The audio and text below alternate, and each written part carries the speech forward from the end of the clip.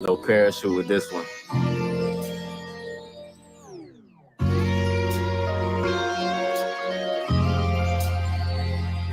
Okay. Yeah. Voice to Atlantis. Footsteps in the dark, part 1 and 2. Just landed a UFO back from a 5 grammer. Trying to explain like teaching a 5-year-old grammar, language barrier. My spirit is light with the weight of Thor's hammer. Eagle eye fly when the doves cry. I never knew a love like this before. Never grab a lion's tail, the digit scale is keeping scope. Stepped in fresh, killing niggas, I'm talking slicing throats.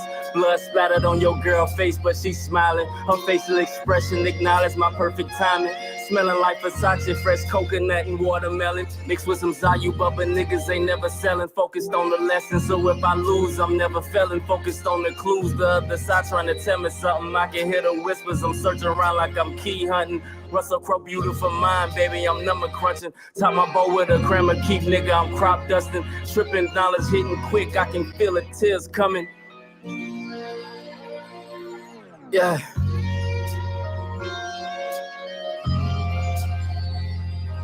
Yeah.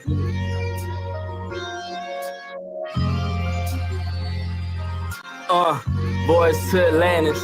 Footsteps in the dark, part 1 and 2. Just parked the UFO back from a 5 grammer. I don't do old women, nigga, come get your grandma. Edge of reality, holding on, Sylvester Stallone, cliffhanger. The sky was strawberry mango with a hint of lavender. She wanna try, nigga, like here comes a new challenger. Bring your A+ game, sweet, I don't fuck with amateurs. You can never drive the boat, but you can play the passenger. Flying space jets, dodging UFOs, this is Gallagher. Is it the game or the shoes? The sixes of motorsports. Master dose of pack that I'm smoking when I'm on the court. Blowing original Z and an original Z. 5% tit, nosy bitches still can't see. Is that Battlefield 3, 4, Modern Warfare 2? The OG version, not that new pack booth. Diamond with the golds, got a new strap too. This for the hustlers keeping it G, making all the plays. Make sure you take a vacation to balance out the long days. Yay.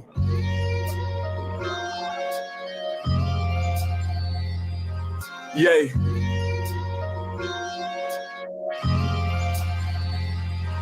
Yeah, another play, another day, another J.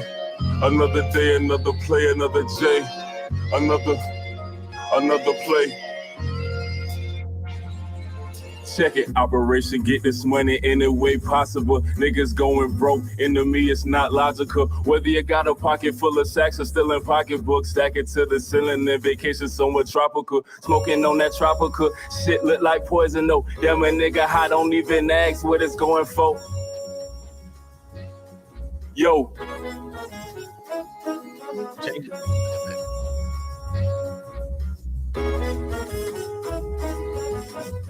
All right.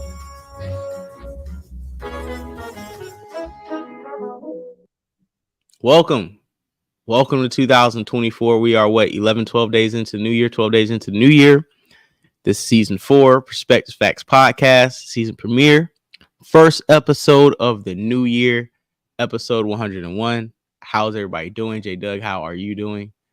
What's popping? All over the damn place. Hey man, it's all good, man. Fast, bullshitting with the camera a few minutes ago, lost a guest. Yeah, definitely. Real mess, man. But you know, that's how I be, rusty. I ain't been mic ain't screwed in, all that stuff. You know, it's like coming back. Y'all the Bear in the build a suit, y'all the Bear. It's like coming back after the off season and kind of being a little rusty in a way, but it's like getting some vagina after you ain't had none in a while. You like, yo, is it? You gonna bust quick. You gonna mess up. You gonna bust up quick, you know. Nigga say you gonna bust up something. What's the longest you ever been without no vagina? Who, me? Yeah. Man. I've gone a while. I've gone a while without something, to be honest. I don't want to say what the longest was. A while. Oh man, that's a wild question to ask because you know, the longest I've went, shit, man, it probably like it had to be like sometime like 2014 to be like any type of like length for real, like a drought. Any type of significant length. I mean, you ain't gotta be a drought. Sometimes you are like, yo, I'm falling back. Yeah, I mean, I fell back before, but like I didn't fall back for like 6 months. 2 months. No. Oh. No, the longest I'll probably have fell back will probably be about probably like a month. The reason why I asked that, a lot of people going into the new year, they celibate. I know 50 Cent announced he's celibate going into the new year. Gorilla. Yeah, no, I didn't coming into New Year. I didn't know. No. I'm not like I've dibbled and dabbled already this year. 12 days to a year, I've already no celibacy coming to New Year. Damn, and honestly, why be celibate coming to New Year? For me, there was no purpose to do that. Okay. But sometimes men just want to fall back. People do steamer retention and all this stuff. Nah, see, we ain't doing that either. We ain't doing that either, dog. We ain't doing that either. We ain't walking around built up, twitching and jerking at hoes in a grocery store. Ass cheeks on Twitter. You trying to come do push-ups. See, you're doing too much, man. See, sometimes it's very healthy to get to, you know what I'm saying, to relieve some stress. You don't be in women's DMs crashing out. You don't be in here promising, acting thirsty. See, a lot of times one of the key is when you kind of texting women, sounds you like, you gotta make it's like going to the grocery store hungry. Mm-hmm. You start doing more than what you should be doing. So I would more of so advise you relieving some stress. So now you can have a clear brain and post-nut clarity. You should be walking in post-nut clarity, I believe. You should be living in a post-nut clarity mind state. Because when you don't, you make a lot of emotional, irrational, horny decisions based off of a lust and not based off of critical thinking and objectivity. Oh, I can see what you mean. I can see what you mean. Horny mind is a dangerous mind to have. Yeah, man. Yeah, so I'm out here tweeting out the Twitter links. I'm out here, spreading the gospel of the episode. It's 5 p.m. Eastern Standard Time. What's up, Trevor Jackson building? Make sure the likes reflect the viewers. This is Perspectives and Facts Podcast, episode 101 of opening episode season 4. Some topics we have. Yeah, black men are beefing. Breaking news, black men are beefing as if the beef never stopped. The beef literally, the ball dropped and niggas picked up beef, right? Pause. Jason Whitlock versus Stephen A. Smith. That's been kicking up dust this week. Like you said earlier, you felt like Jason Whitlock took the baton of beef and took it straight from Katt Williams, and now he's taking it with Stephen A. Smith. And the reason why I do believe that in a way, because he references Katt Williams' interview and him coming at these comedians a lot when he's coming at Stephen A. Smith and the quote unquote establishment. I feel like Jason Whitlock feels like he's Kevin Hart. What? He feels like he's Kevin Hart of sports journalism, of black sports journalism. Number one, and number two, as a shocker to you and anybody else, I am 100% on team Jason Whitlock right now. Yeah, I'm standing with my FBA brethren and Jason Whitlock, and it's not because he's FBA. I have trashed Jason Whitlock for years. Stephen A. Smith is not FBA? No. Okay, he's not? No. Oh, I know that. No. But that's not the reason. I'm going to side with Jason Whitlock because all he did was review Stephen A.'s book. He's been talking about Stephen A., and he called out some potential fallacies in Stephen A. Smith's book. And instead of Stephen A. Smith simply just grabbing some facts, if you're going to take time to address Jason Whitlock, right? You should be addressing it to put things to bed. Like, legitimize his claims. Tell niggas like, hey, he said I didn't do this. I clearly did this. He's a fat hater and kick rocks. But instead of validating your book, you decided to call names and take cheap shots while he doubled down on what he feels are fallacies in the book that you claim that you wrote. Trevor say, no, you standing with Coon Lock, Jay. Jay have converted you. I think you talk about me. Listen, man. I mean, listen, my man that's what I came in today. He said he was rolling with Whitlock. That's what it is. I didn't convert no. Nah, he was surprised, and I'm rolling with Whitlock because number one, a dead clock is right twice a day. Number two, just because everybody likes Stephen A. Smith does not mean that he's telling the truth. And just because people hate Jason Whitlock doesn't mean he's lying. And I thought people were calling Stephen A. Smith a coon. Like, what happened to that? Honestly, you're talking about a liberal coon who I like how Jason Whitlock explained it. He said Stephen A. Smith is a liberal coon who masquerades as a moderate. Oh, he said that? Yes. I didn't catch that. He called him a coon. He used that terminology. I done my research. He didn't call him a coon, but he said he didn't call him a coon, but he said that he is a liberal masquerading as a moderate by having friends like Tucker Carlson, Sean Hannity, and other right-wing people with platforms. I think Stephen A. Smith mastered saying what the masses want him to. I think Stephen A. Smith and Jason Whitlock have both mastered. Stephen A. Smith is a liberal. To me, these are my words. Stephen A. Smith is a liberal coon. Jason Whitlock is a conservative coon. And when I say that, and the reason I call you a coon is because being a coon isn't tied to a political party. Being a coon is tap dancing for the white power structure. And I feel like both of them are the finest tap dancers in sports media and for white power structure. Not only they're the finest tap dancers, they're the most extreme tap dancers for the Republican and Democratic side. And like Stephen A. likes to do is play the middle because he knows Disney has an equal audience. And he knows that Jamel Hill and Michael Smith, where they failed at when they had to be the black faces of ESPN, you know, remember where they failed at is they got too close to the left, especially in that Colin Kaepernick era, all that. They sided too much with the left. And that's what lost that ESPN audience of the right. When they said ESPN got too political, those two were the spearheads of putting ESPN on the left. Stephen A. Smith peeped that, and I think he plays moderate, knowing that he's with a liberal company. And Jason Whitlock, I think, has always had conservative views growing up in the rural Midwest. I think he's just a natural-born conservative. But being a natural-born conservative, born in the Midwest, and being a lame-ass nigga, I think he looks for white approval because he knows he can't fit in with black culture on the regular. So he fits in more being the black guy who thumbs his nose at other black people in white circles. And he gets accepted faster in those conservative white circles than he does in most black spaces. I don't think Jason Whitlock, bro, it's easy to be accepted amongst black people once you black. All you got to do is talk about we need reparations. Act like you know a little bit about hip hop, and black people normally just accept you, bro. I hear that, but at the same time, we're gonna play the clips. So let's get clips queued up. At the same time, I watched Stephen A. Smith's all the comments he's made about Whitlock. I watched all the comments Whitlock has made about Stephen A. Smith. And for my breakdown in the positioning, Jason Whitlock wants to have facts explained that were in Stephen A.'s book. Jason Whitlock has read Stephen A.'s book.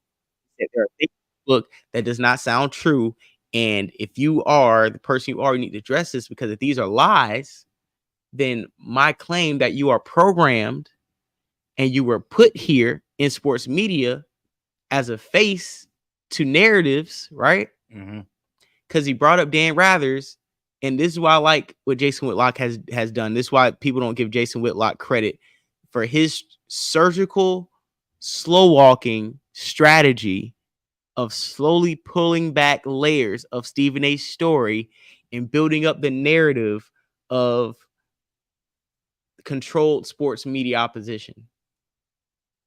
That's what I love about Jason Whitlock. He delivers very slow, and he really gets it done. He don't leave nothing on the table. Yeah, and Jamel Hill's goofy.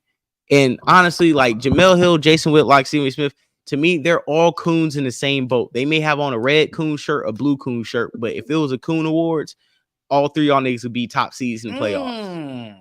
All three of y'all, Stephen A., Jamel, Whitlock, all three of y'all will be top 5 seeds in the coon off. But let's go ahead and run the clips. Hit that Cash App, $, Florida Boy J, hit the super chat. You know what I'm saying? Make sure you like, select viewers. And here we go. A farcical story. High school basketball tryout. Fair use. Stephen A. and I are the same age. Yes, I grew up in Indiana. He grew up in New York. They're not one-day affairs. There's not one big scrimmage and then a one-on-one matchup, and then boom, they decide who's on the team.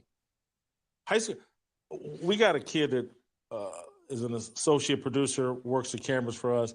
Pretty good high school basketball player, I believe, in Oklahoma. Luke, help me out here. His face on Wilt Chamberlain. You're young. You're just 19, 20 years old, but and maybe things have changed. Is a high school basketball tryout a one-day event? Yeah, okay.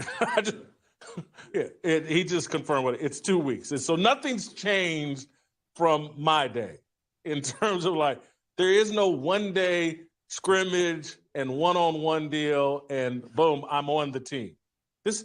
These stories are being told by someone who doesn't have a fundamental understanding of sports. How did they get this job? Now, let me add on this layer. We just played you the clip where he says, coming out of high school, he was 5'9", 130 pounds. 5'9", 130 pounds. Franklin Williams, Stephen A. Smith says, is 6'2", 215 pounds. Is there a high school basketball coach in America that will, you know what, let me put Franklin Williams and Stephen A. in a one-on-one matchup? That will prove something. 5'9", 130, according to Stephen A. Smith. Franklin Williams, who I've been able to find old newspaper clippings about him making, scoring double-figure points and hitting key buckets to help Thomas Edison High School win games. I can't find Stephen Smith in any newspaper reports about Thomas Edison High School doing anything. Could not find. I could find Franklin Williams. I could find some dude named Chris Roddick or Riddick. I could find Carl Weathers, or I believe is his name. I could find stories about Thomas Edison High School and the guys that Stephen A. Smith says he played with. Find stories about Harvey Stolen.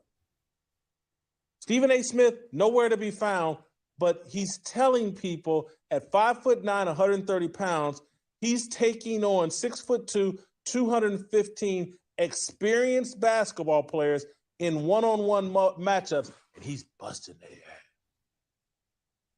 Make it make sense. This is someone completely comfortable with lies and exaggerations. This is someone that if you listen to these stories, it's like, whoa, there's some major insecurity issues here. There's some major, mental issues perhaps here. What grown man that has made millions of dollars, has fame at Stephen A. Smith's level, is running around telling far-fetched tryout stories? That he made the high school basketball team off a one-day tryout and this incredible one-on-one performance against Franklin Williams and knocking down every shot in the scrimmage. And then he received a full basketball scholarship to Winston-Salem State after a one-day tryout where he makes 17 straight shots. This is the greatest tryout basketball player in the history of tryout. Who does this? Think about what I told you about Dan Rather and what it is, their job. These people have to be very comfortable telling the biggest lies and the biggest exaggerations with a straight face. They're actors. There's a reason Stephen A. Smith is on General Hospital. They're plants and actors. That was a clip, right? Salute to Jason Whitlock, he man. made it out. What can you debate? Because listen, all we saying is this. Because I don't think y'all heard Stephen A. Smith break down his high school story of how he beat some 6'2" nigga who weighed like 60 pounds more than him one-on-one in the high school basketball trials the year after the guy and another guy double-teamed him during like the sophomore tryouts or something. It was a long, drawn-out story. And the coach, after he made the high school basketball team, the coach said, rolled the ball out in the middle of the floor, said, one-on-one, Stephen A. Smith versus this guy, and Stephen A. Smith cooked the guy in front of the coaches and everything. Like, bruh, it sounds like a movie. And then his that was his high school tryouts. And then his college tryouts, somehow he got cool. He knew someone who was cool with the coach. So in the middle of the basketball season, they let him have a tryout. When do they do that? Right? A walk-on. And a walk-on tryout. And apparently he hit 17 straight 3-pointers in the tryout. That nigga went on the court like Mike. Niggas said he was Steph Curry. Niggas wasn't even pulling up for 17 threes in 5 games. This nigga said in one tryout, he pulled up and hit 17 straight threes. Now, do y'all believe Stephen A. Smith hit 17 straight threes in his tryout for college? Have you seen the video of him and James Harden shooting? Yes, and he bricked all of those. Number one, he said he hit 17 straight threes, yet claimed that he never played a game in college, right? That's what he said because he tore up his knees, right? 6-foot screw in his knees. Jason Whitlock said Stephen A. Smith got coochie knees. Oh, damn. Nigga said, you have vagina for kneecaps? That was the best roast. So now I say Stephen A. Smith got coochie knees now. And that's crazy. Yeah, I heard him say he got a 6-inch screw in his knee, and he was like, bro, who got a 6-inch knee? Like, you gotta have a hell of a big ass knee to get a 6-inch screw. Like, what angle is that in? Is that like a bendable screw? Like, what angle is okay? So not only did he roast him about that, all right, he also calling out, okay, how do you say that you didn't play a game? Then you said you played 1 game, right? So you played 0 games to 1 game. You averaged 1.5 points. How do you average 1.5 points in 1 game? That's impossible, right? Some of the players that Stephen A. Smith dapped up when they had his homecoming at his college that he said he played basketball at, all them niggas were shorter than him. And Stephen A. Smith is listed as 6'1". So, like, how many guards was on the team? Some of the people that Stephen A. Smith said played basketball with him weren't on the stat sheet when they looked up the team when Stephen A. Smith was playing on the team, right? So when Jason Whitlock goes to verify some of the stories Stephen A. Smith has and can find no validation, if it wasn't Jason Whitlock and he had the same argument against Stephen A. Smith with the same questions, right? If Cameron decided to do everything Jason Whitlock is doing right now, right? With niggas not side with Cameron because they like Cameron, yes or no? Because of Jason Whitlock calling people out, it's easy to write him off as a fat hater. Nobody else in black sports media likes him, so we can't take his word for validity. But the trick bag to it all is that he's not asking for you to take his word as validity. He's asking you and Steve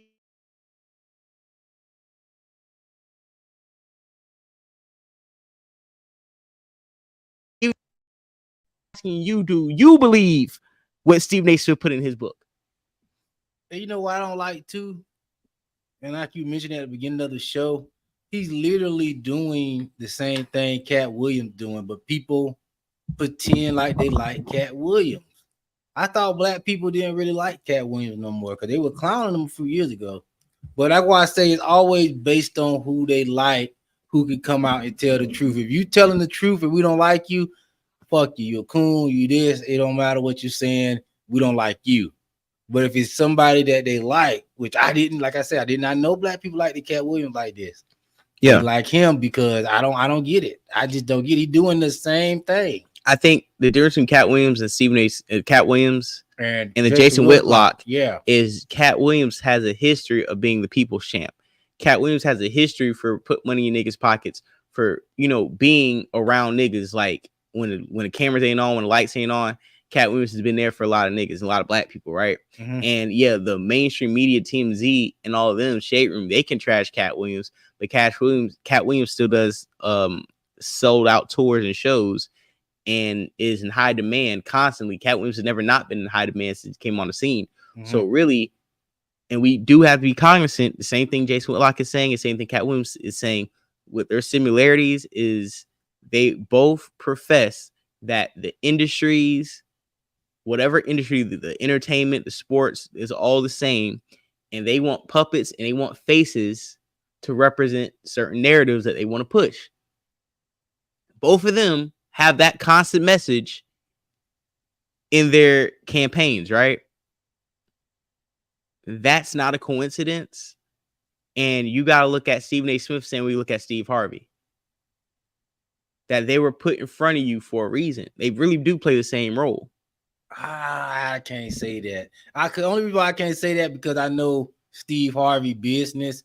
Steve Harvey is a businessman, and Steve Harvey done a lot of stuff behind the scenes that people really don't know. Did you know Steve Harvey was the production agency behind Comic View for like the first couple seasons?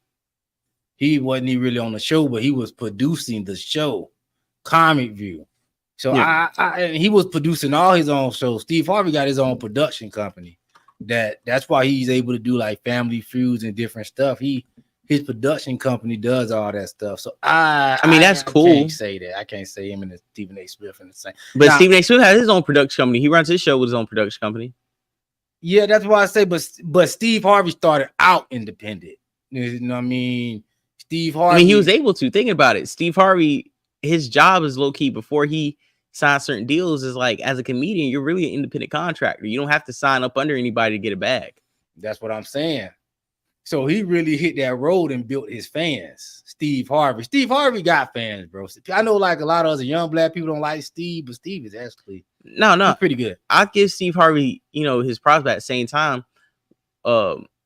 Mr. Cooper, what's that nigga? Mark Curry. I'll call a nigga Mr. Cooper. Y'all don't even know the nigga name. Y'all care about man. Stop.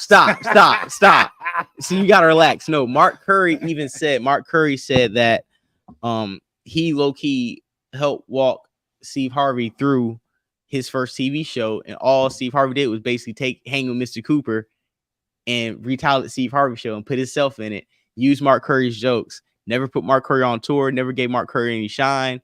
And Mark Curry was a consultant on the Steve Harvey show when it was first getting developed.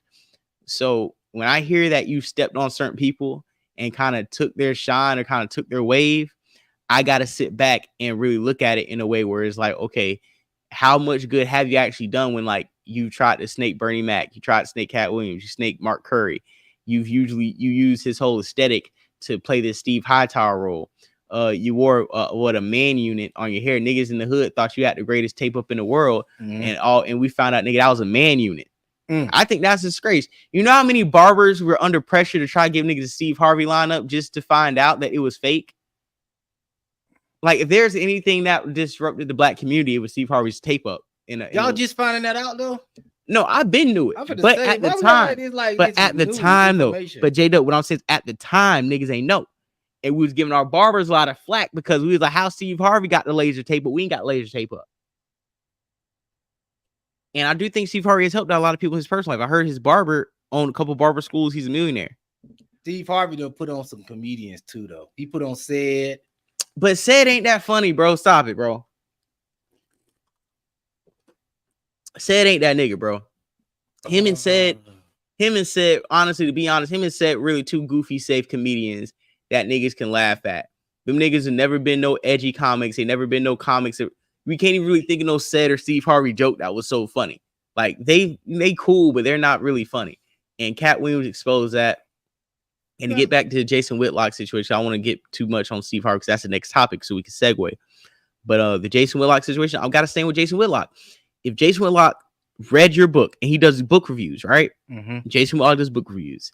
He reviewed Stephen A. book. He said it was Katt. Stephen A. could have just ignored him, right? You decide to address him. So if you're going to address him, then put to bed what he is addressing, right? Address what he's claiming. You don't address anything that he said was lies in your book. You just call him a bunch of names and said that nobody fucks with him. You want to play that? Yeah. And to me, and after we play that, before we play that, I don't think that if niggas was like, yo, FBJ hair ain't real, his crib ain't his crib, and the cars he drive ain't his cars, right? And I come on live and my response video is just me roasting this guy instead of being like, yeah, this is my crib. Let me show a little proof. Yeah, these are my cars. Let me show you me driving these motherfuckers on a random Tuesday. This is my hair. Let me show you my root. You know what I'm saying? Easy things that's like, oh, you don't got to prove nothing to nobody. You can't tell me you don't have to prove nothing to anybody. as you go live talking about this nigga. You see what I'm trying to say? Mhm. If you didn't have anything to prove at all, you wouldn't have went live and you wouldn't address Jason Whitlock. So if you are addressing, then you have something to prove. But if you're not proving that everything you put in your book is real, then Jason Whitlock has to be right. Let's run the clips.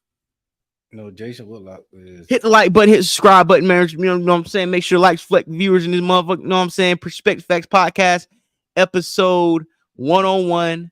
Yeah, get the lights in, hit the like button so we can get the people coming in. We could get our stuff pushed up in the algorithm, man. Listen, man, YouTube is on the rampage.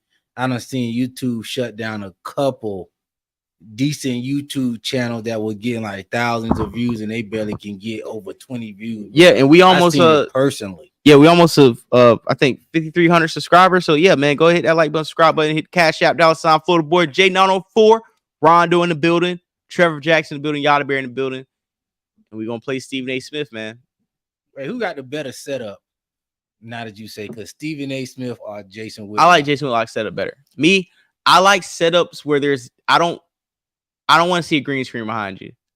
I don't think that's a green screen. I think that's some type of nice graphics, but yeah, but I don't with the money both of y'all have made. Me, that's what I be That's saying. all I'm saying, dog. Because J-Dub, when we build our set, it's gonna look better than both of theirs. Bro, Jason Whitlock's set may only look better because he got more space. And Jason Whitlock got his own whole studio. He been doing his independent thing for some couple years now. Yeah. Hey, and Yada Bear, hold on. Can we post Yada Bear's comment real quick? Because before we even play this clip, I want to touch on what Yada Bear is saying right now. I think that because Stephen A. Smith is a hater at heart, he's a light-skinned nigga and he's Caribbean.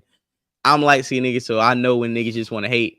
And I can speak on the Caribbean part, but I feel like he was hating on Shannon Sharp, FBA. Like he was hating on this nigga. Shannon Sharp got the traction, kicked off the new year with you know what I'm saying, with the juice. Mm-hmm. And because Stephen A. Smith is a hating ass light-skinned nigga, he was like, I'm about to crash out next week. Oh, you think this is I gotta take some juice away from Shannon Sharp. Oh, yeah. Because Shannon Sharp kicked over the opening new year. He the hottest thing smoking right now. And to protect my throne, I gotta go crash out on a nigga head top so I can take some of the hype away from Shannon Sharp. And I think low-key Shannon Sharp is peeping this. Shannon Sharp, and he may be country, ain't stupid. I think Shannon Sharp sent back like, damn, nigga. You know, I didn't drop the ether bomb with Katt Williams. I'm the hottest trending topic opening up the year, and you can't even sit back and let me collect my clout coins. You can't, you know what I'm saying? And I think Stephen A. is afraid because he feels like, damn, he's feeling the same thing Skip Bayless felt. Damn, having a former athlete that can do my job minimizes my impact on my own show. So what I need to do is I need to get in Shannon Sharp's realm. I need to jump on YouTube and crash out. But see, the difference between him and Shannon Sharp is Shannon Sharp didn't crash out. He just had some on the platform that wanted to crash out. If you ask white executives right now, who would you rather have, Shannon or Stephen A., they're going to say Shannon. You know why? Because Shannon doesn't go after his enemies. Shannon doesn't have any enemies. Shannon showed restraint when Skip Bayless disrespected him. And Shannon was able to sit down and let Katt Williams crash out. He let Katt Williams crash out without intervening or making it about himself. He was able to stay composed and let a nigga crash out. Stephen A. Smith he responds when dogs bark at the moon. He responds at little people on the internet. He can't let things go, and he's willing to crash out on the name of his pride. And Shannon Sharp's more strategic than that. Trevor say Shannon Sharp and Ocho Cinco nightcap is better than First Take. It is. I watch the nightcap all the time. Like, honestly, Sunday night and Monday night, the minute the games are over, I watch, like, when Sunday night ends, right? Sunday night football, and salutes to 16 people in the chat. When Sunday night football ends, I'm watching Colin Cowherd and the little NFL analyst he has on there on Sunday nights. Monday nights, once the game ends, I'm watching Shannon Sharp and Ocho Cinco. But shout out to the Volume, because the Volume is before we run this clip, the Volume is a Colin Cowherd platform, and he signed Shannon Sharp and Draymond Green. So he's getting NBA views and ESPN views back to his platform, which is independently ran apart from Fox Sports, right? Mm-hmm. But still inadvertently funded by Fox Sports, like Club Shay Shay. Club Shay Shay is the money from ESPN and Fox to fund their own independent shit, just like Stephen A. Smith. He's taking his ESPN money and his ABC Disney money, and he's funding it into his own production with his show. So before we run this clip, I do want to give some flowers to these guys who are running independent platforms adjacent to their corporate jobs on TV. So let's go ahead and run this clip with Stephen A. Smith.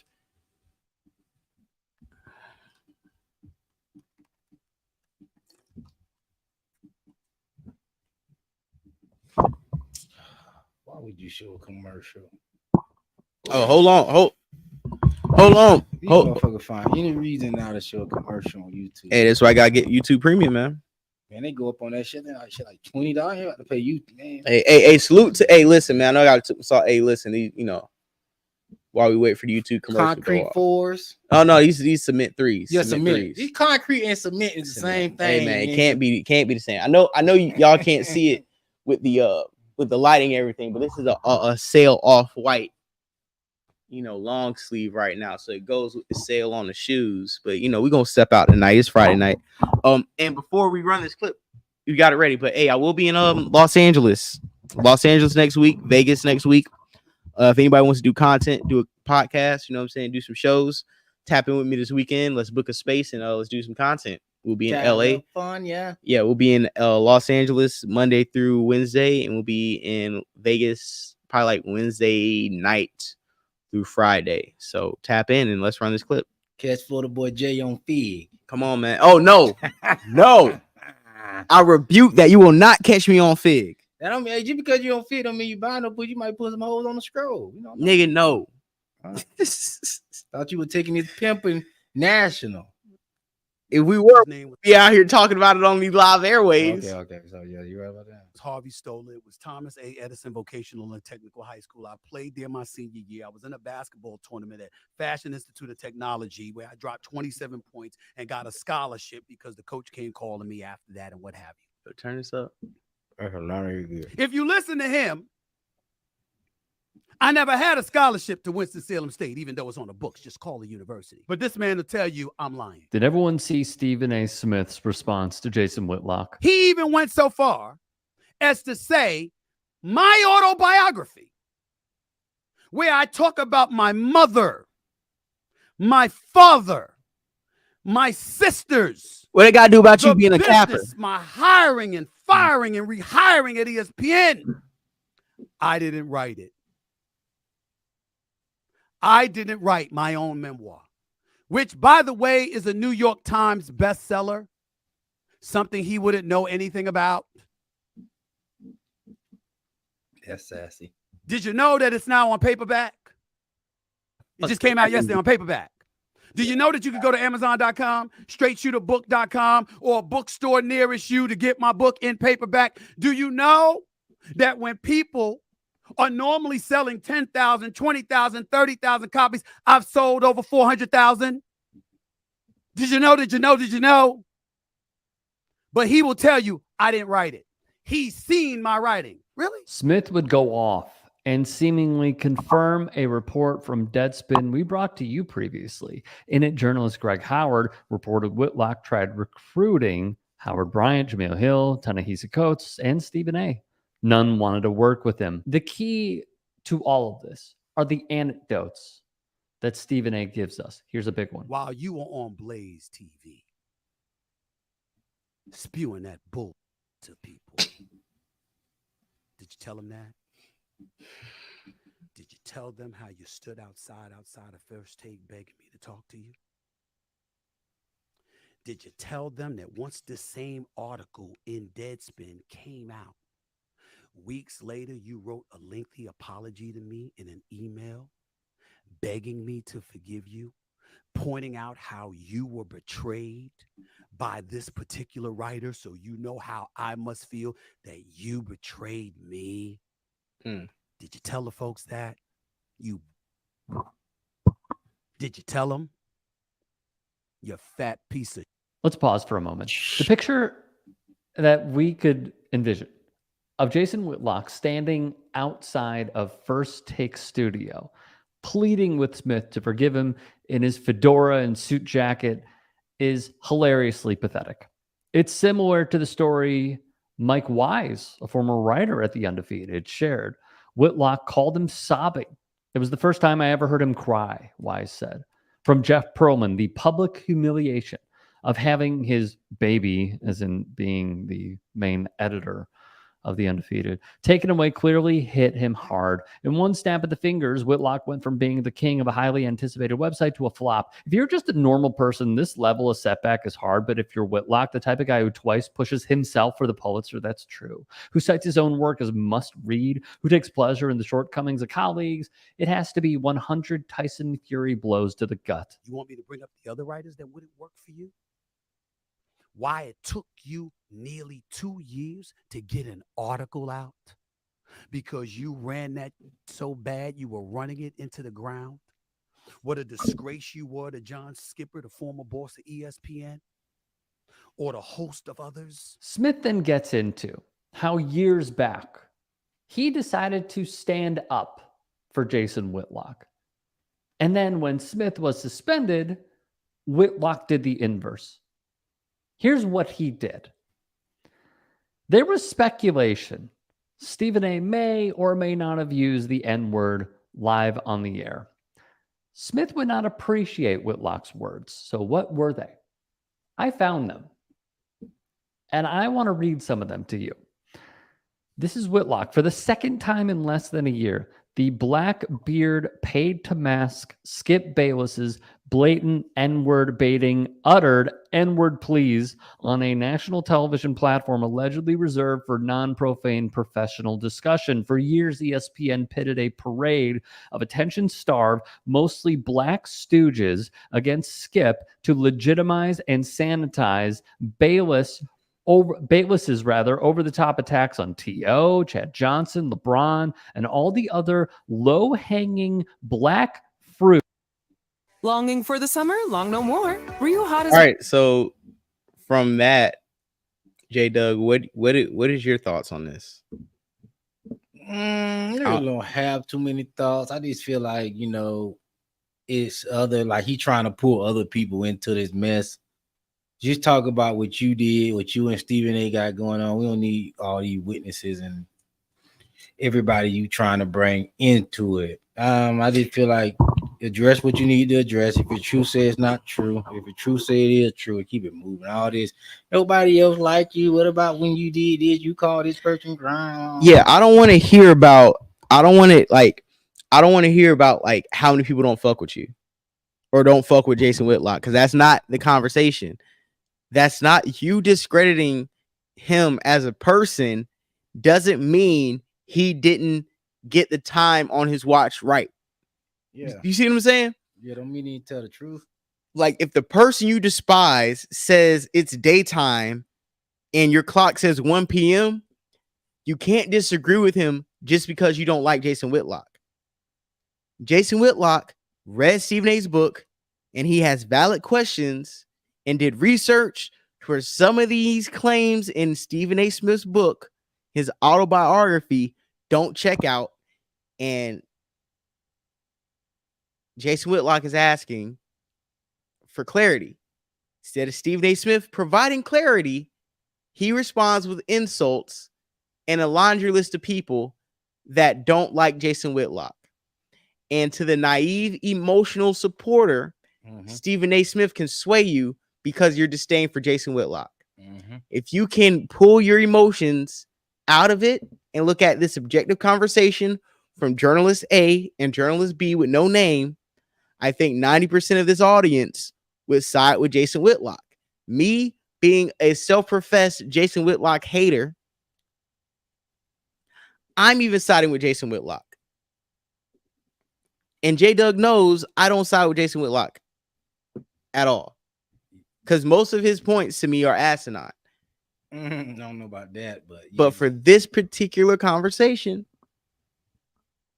the Jamel Hills, the Stephen A. Smiths, a lot of these guys are Democratic shills, especially Jamel Hill. Like, I don't care if Jason Whitlock slapped shit out Jamel Hill and Randy Orton Jamel Hill. I don't care. Jemele Hill, it has no validity with me. She has no validity with me. John Skipper, all these white corporate people Stephen A. Smith is mentioning doesn't add validation to is your book real or not. Thank you. He's going with the name calling. He's talking crazy to Stephen A. I mean, he's talking crazy to Jason Whitlock. And I don't feel like he has a leg to stand on. If you're not going to validate your book, fuck out of here. Yeah, right? And I feel like he's only, like you said, you lie in the book for the reason that you said. I don't know if you said it on camera when you were talking off camera. People need these days to know that, yo, did you do what you're talking about? Or are you just somebody sitting there speculating all the way through? Exactly. And I think that he knows that's the landscape that he's in.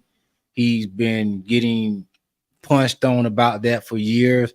So he knows that, yo, I got to act like I really about this sports life or people ain't going to take me serious. I play some type of sports or people ain't going to take me serious. But, man, like I say, man, people pick and choose. 1 minute they don't like Stephen A. Smith. I think people consistently hate Jason Whitlock. I only heard Jason Whitlock. He's a hateable guy. Let's be honest. I only heard him be wrong one time since listening to him. And that was when he was trying to say that Lamar Jackson should just take whatever deal that they should give him or whatever. He was wrong on that one. And he got his money and proved Jason Whitlock wrong.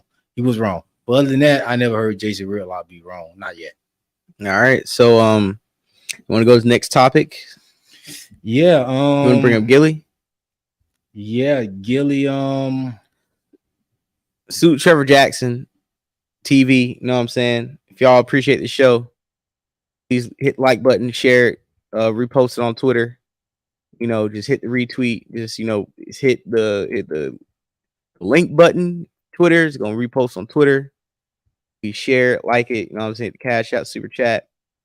But yeah, so Gilly the Kid actually had some issues with a few people talking about him sacrificing his son. Had a few comments about podcasters. Mm-hmm. And like the bag they make and everything. And I think we should have a little discussion about Gilly's comments and our stance on them.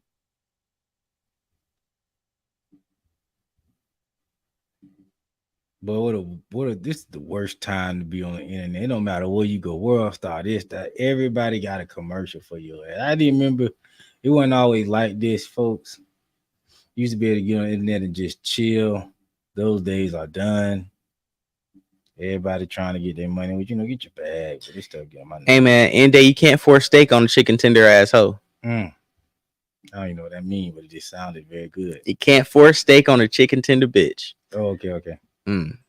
We got the Gilly clip. Here you go, Gilly. Is tired of the dumb stuff. Let's see what he say.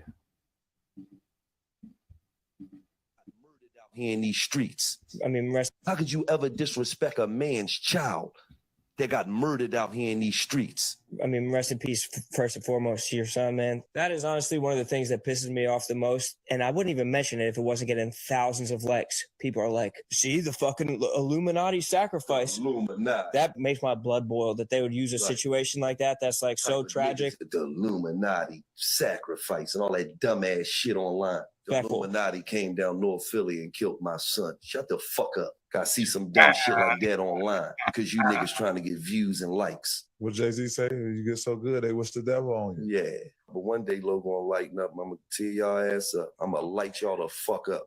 I'm gonna give you all the fame you looking for. Anytime I get a motherfucker, he told me to get him. I protect him from everything. Like, I never tell him something, so he'd say something to me like, yo, man, I said, yeah, cuz I know about that 2 months ago. Yeah, I seen that 6 months ago. What nigga, because what? I gotta keep him focused. You only respond up or right here. You don't respond down. Right. Because I'm not putting no light on you. We live in a culture now where a lot of dudes, they just do anything on the internet and they trying to get the attention of a real winner. Like, we fucking big time winners, man. I mean, he save a lot of niggas. I mean, that's how it be.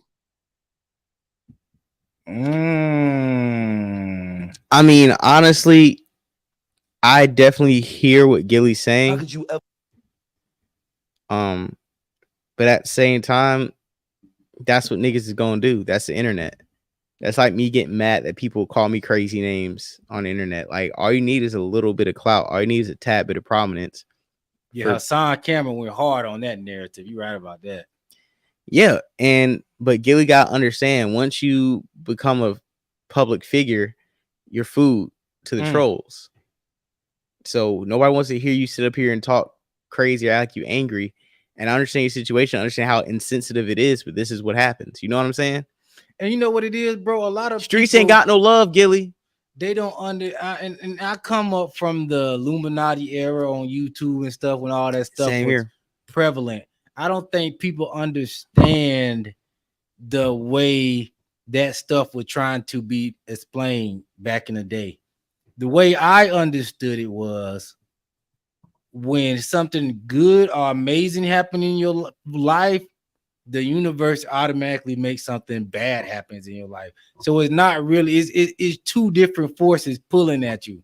So it could be the fact that, soon as he signed that $50 million deal, which was something extremely good happened in his life, his son could have got murdered just by the universal pull of life that happens. It just happens like that.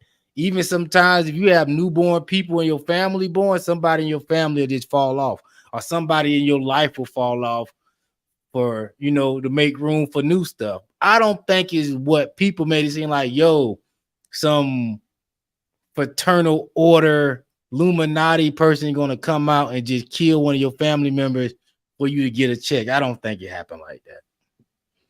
Hey, man, I don't think it happened like that either. But I do believe that because of Gilly's persona and everything, that probably emboldened his kids to be in certain environments that they had no business being in. And because Gilly hasn't really tried to do the TI, or like, you know what I'm saying? When I say the TI, it's like, I'm going to grow up. He didn't even he hadn't even did the Wallow. Mm-hmm. Wallow, I think, has matured from like the street nigga, we going to wear sweats mentality all day, every day. And I think Gilly should have took the same mentality in a way. But because he didn't grow, his sons didn't have to grow, because in a way, I feel like them and their dad were low-key mentally the same age. So not much you can tell your son when you run around in the same circles, right? So I think, and this is not blame, this is not anything. I just think, this is just me for now still looking at it. I just think Gilly's influence as like a dad and a podcaster, I just don't think he evolved himself enough to even look past the comments and the trolls. And I know it's a sensitive topic and everything, but because you know what you do on social media, and it's not your first, second, you've been doing this for well over 10, 20 years, you shouldn't be jumping back at people who are saying this Illuminati narrative, knowing that you guys did sign a bag. And I think it was just coincidence, but you can't respond to things like that.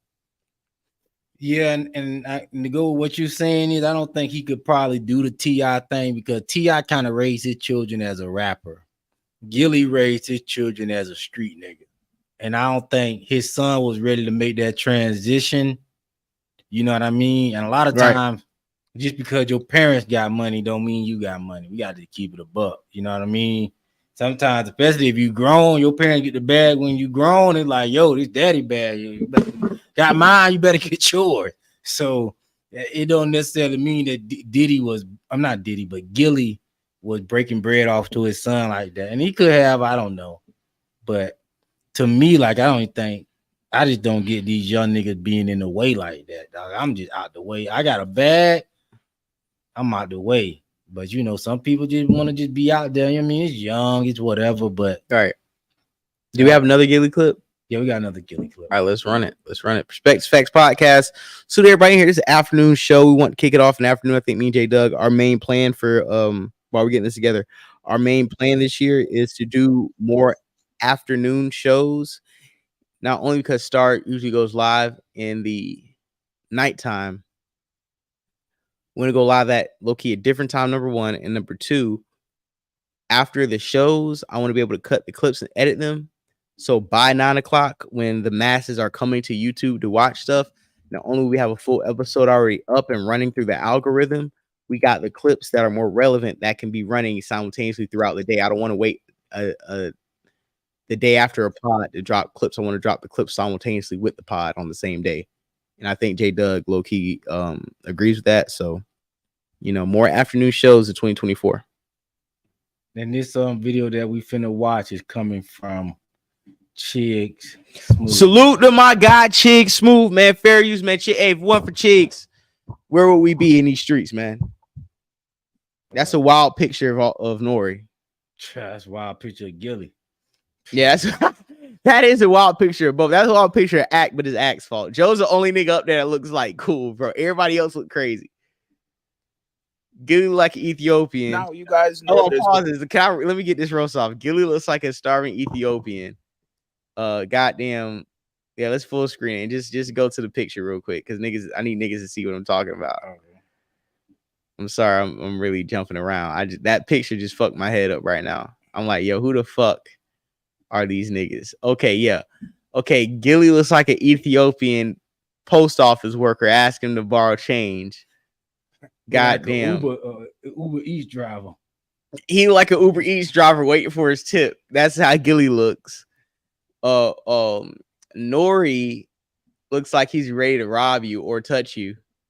Nori looks like he's just about to Nori looks like his intrusive thoughts has just won and he's about to do something inappropriate.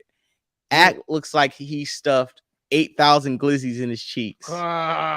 And Joe Bud's the only nigga that looks like cool. Joe's the only that looks dad. Joe is the only nigga in his picture that makes me look forward to getting old. I know, right? Joe's like, you know what? If you get your money up, once the grades come in, your bag get right, you reach God level. Oh, let me ask you a question real quick. Because I seen that, on Joe Budden's show, Ice had dyed the beard. When you get older, he looks crazy. We all about 10 years away.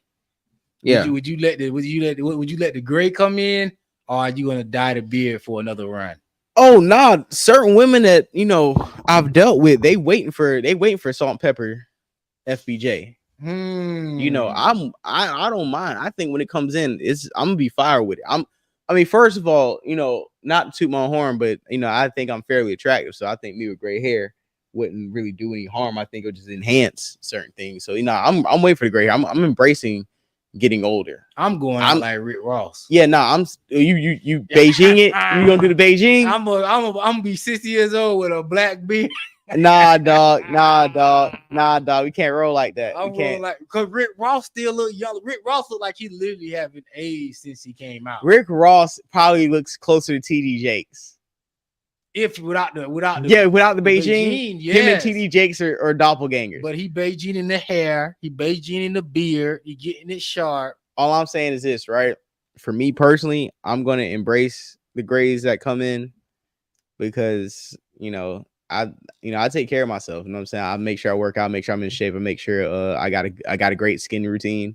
So I'm gonna be all right. I'm embracing the grays after 45. I'm not doing no grays before 45 because I never know. I might have to go back out here. And plus, my woman is fairly young too. Yo, I'm gonna keep it a buck. Keep it fresh. As long as you got more money than gray hairs, you all right. You said it right there. Yeah, it don't matter. Yeah, all right.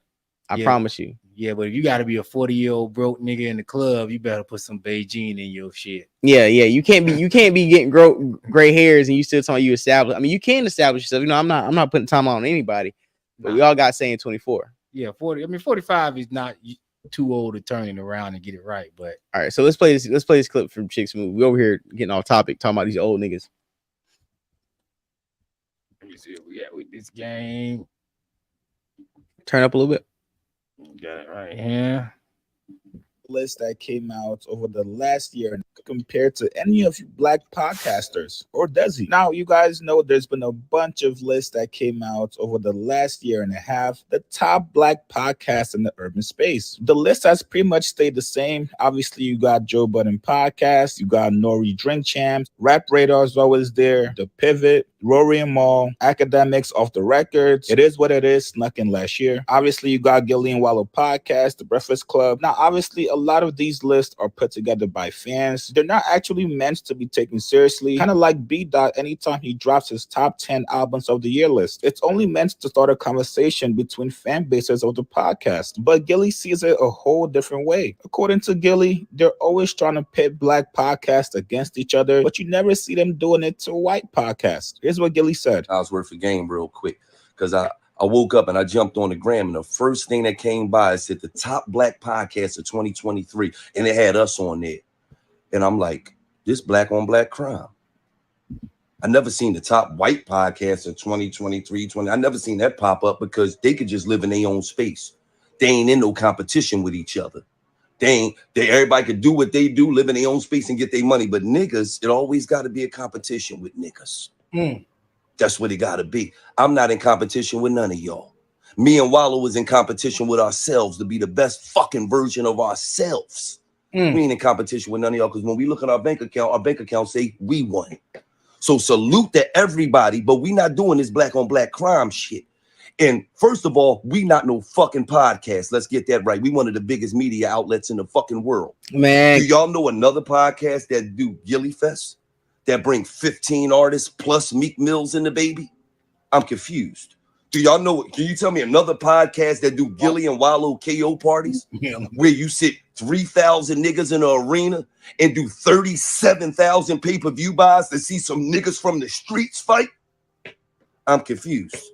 Do another podcast out there got the fastest growing fucking energy drink in the world, not in the United States, in the world.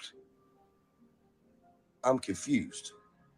So we not no motherfucking podcast. Stop trying to put us in a fucking box because it ain't a box out here big enough to fit us in. Shit, Wallow was just in jail trying to box niggas off his ass, and then he come home, y'all want to put him in another box. That's wild. Stop that shit. Right. Now, hey, I'm with Gilly. I'm with Gilly right now, man. Pop your shit, nigga. Tell these whole ass niggas what time it is. It's more than a podcast. We get in the bag. I'm all for what Gilly said. Number one, we only doing this black podcast stuff to put ourselves in a box against each other. We should be compared to everybody else because now our competition, when we think our competition is each other, they're all fighting the same crab barrel. We understand that it's a wider ocean than this crab barrel. We actually strive, attain, and gain knowledge to reach those heights, those peaks. You know what I'm saying? We're just trying to be number one black podcast. Number one black podcast could very well be number fucking 18th in total podcast. Nobody wants to compete for number 18. You know what I'm saying? Niggas want to be number one. So what Gilly is saying is take your mindset out of trying to be the best black anything. Because that's never going to get you to number one in any genre or area. Take your mind out of being number one black because number one black, like I said, maybe number 25 in the grand scheme of things, right? And number two black might be number 56. So what's the point of being in top black something when you know the top 1 and 2 is getting more money than all the black acts combined? On top of the fact, what he's saying is I've taken my podcast, my platform, made energy drinks, concerts, fights, pay-per-view, merch. You know, he's monetized off his platform. And when he brings up Wallow, he's saying, yo, a lot of you niggas been outside for about 30 years and can't scratch 2 pennies together. Can't scratch 2 nickels together to get a dime. Wallow came out the pen and done lap niggas 4 or 5 times. She driving a red Lambo in a zoot suit. You niggas still at your people's house talking about with the man this, the man that. You got felons coming out from 20-year bids getting the bag. So he's also saying that message. It was a packed message. What he's also saying message is like, yo, what is y'all excuse? Like, stop put me in these black boxes. Stop trying to put me in the same space as podcasters, and stop acting like me and Wallow ain't lap niggas 15 times over already. Put some respect in my name. So I got to give Gilly some props. And I agree with Gilly too. And I think that's like black people easy way of coping. Like, yo, I got the best black podcast. Like, nah, bro, let's compete with some white people. I've been saying this since last year. Let's compete with white people. A lot of black people don't like to compete with white people because we feel like we can't win or we can't beat them, or they already got so much a head start on us. We don't need no reason to compete. We should be competing with white people. Let's get our quality up. And to be honest, like, it ain't too many white podcasts bigger than Joe Budden. Like, it's not too many white podcasts that's bigger than the Breakfast Club, or, you know, bigger than Academics or whatever. You know, white people have a wider audience, so sometimes it seems like it's easier for them to get on than in the black community. You damn near got to be already famous, like most of these podcasts that he put up on the screen. these people that was already famous, bro. It's not really no podcast on here that just came off the strength, bro. All these people is already famous. Tank, Suge Knight, Academic, The Pivot, It Is What It Is, Rap Radar, My Expert Opinion, Rory and Maul. Only people I seen that really came out the mud was probably Earn Your Leisure, The Read, maybe. But they kind of fell off. I don't know what they got going on. I'll give Horrible Decisions some props. Horrible Decisions, Need to Know, which they may not be no top podcast or anything. Need to Know they out there? Yeah, I don't know. Ain't that Savon shit? Maybe. I don't know who that is. I think it is Savon shit. Salute Need to Know, man. I like Savon shit, but he came off the Joe Budden bag. But at the same time, everybody had to get a cosign. Like when I pop off, nigga, I came off the star bag. You know what I'm saying? Mm-hmm. So low key, you always got to get cosign to pop off, bro. Nobody's just gonna like come through with no name. Even people talk about Pat McAfee. He was an NFL kicker that popped off with a podcast. Like a lot of times when you look at the anomalies that break the paradigm, those people have intangible luck or status that can cut through the bullshit.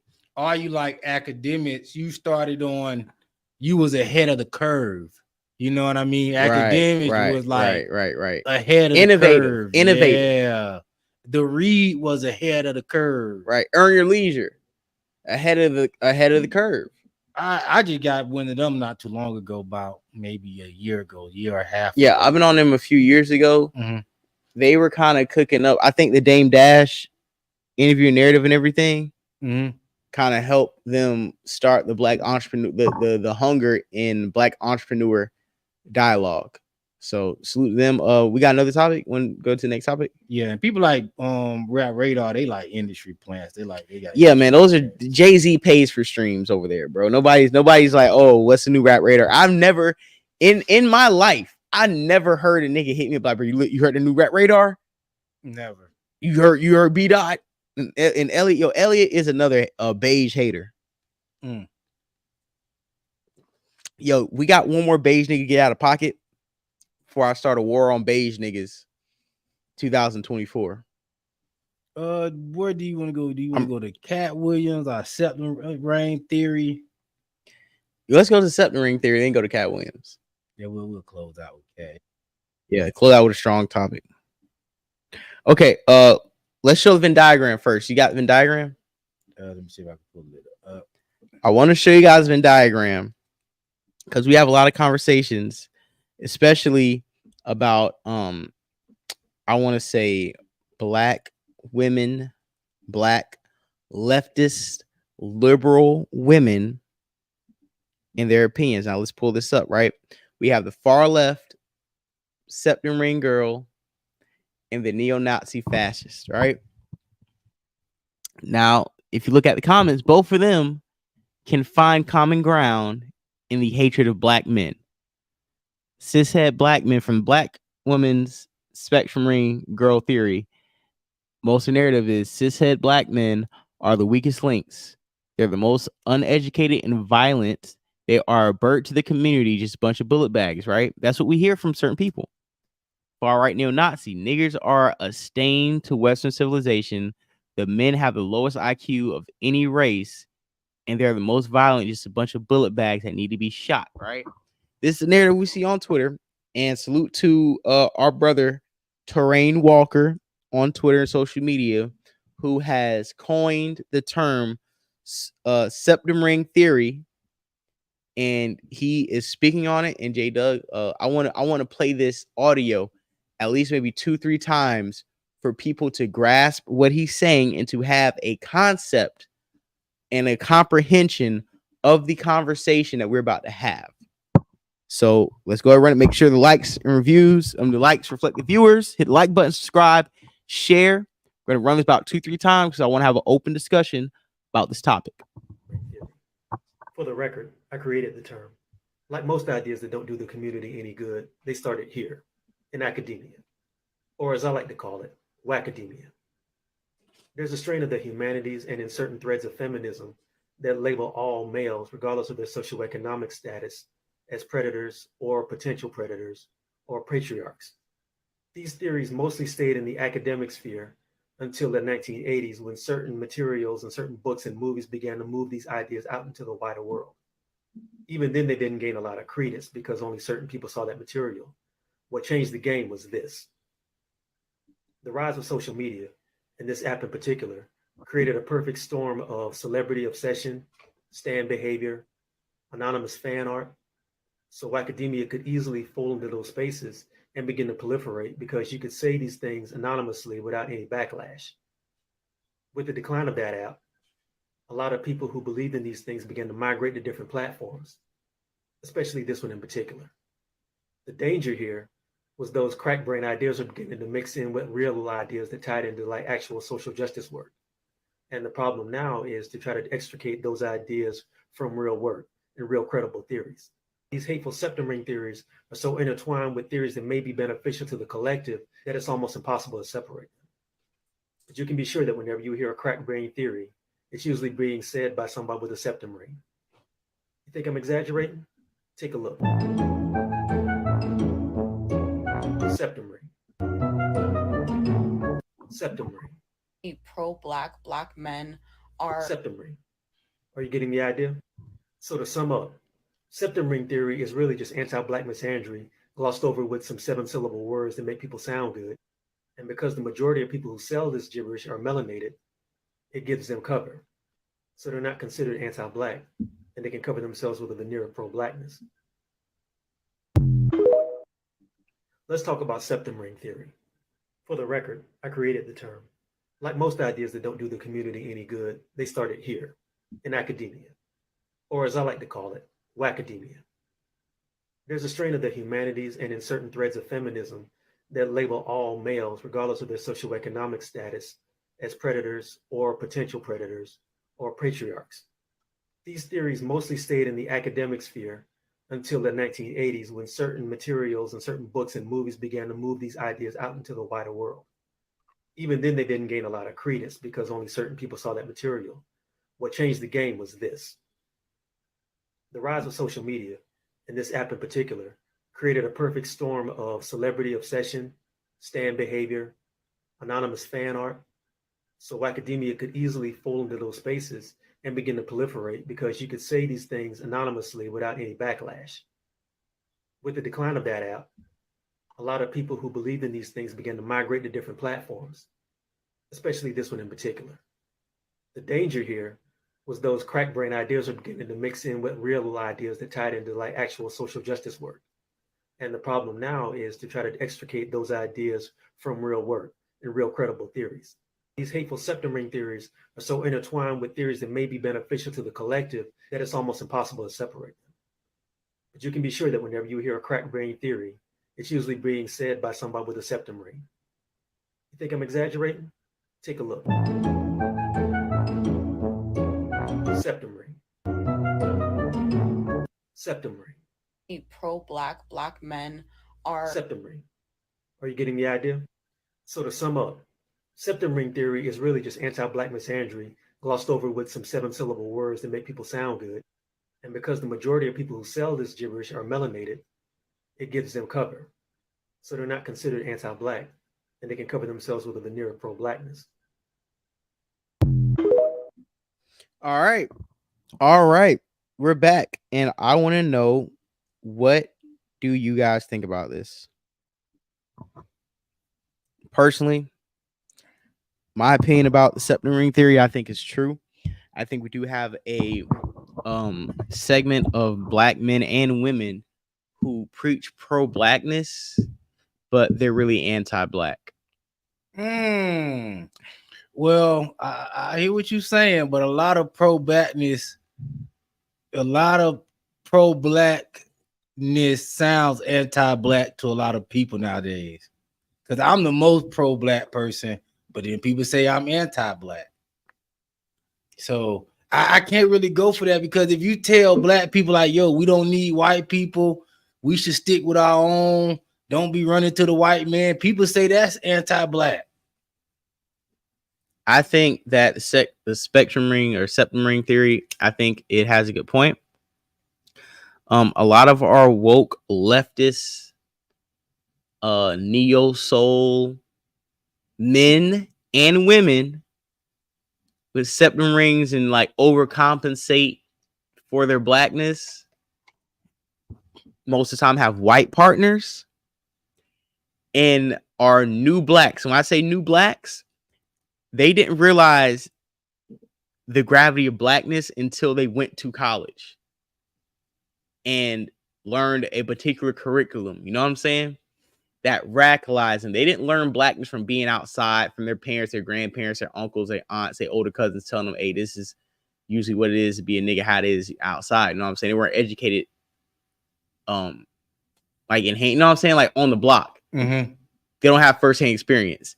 They read these books, they go to these academic schools, these institutions, and they get radicalized and they don't know where to put the energy, so they try to get super pro-black. But the being super pro-black, especially when you're new black, a lot of us who already know the game is like, hey, yo, shut the fuck up. Like, we been knew this. I'm happy you found out, but shut the fuck up. Because we're already trying to deal with the problems that you just found out. You're actually late to the party.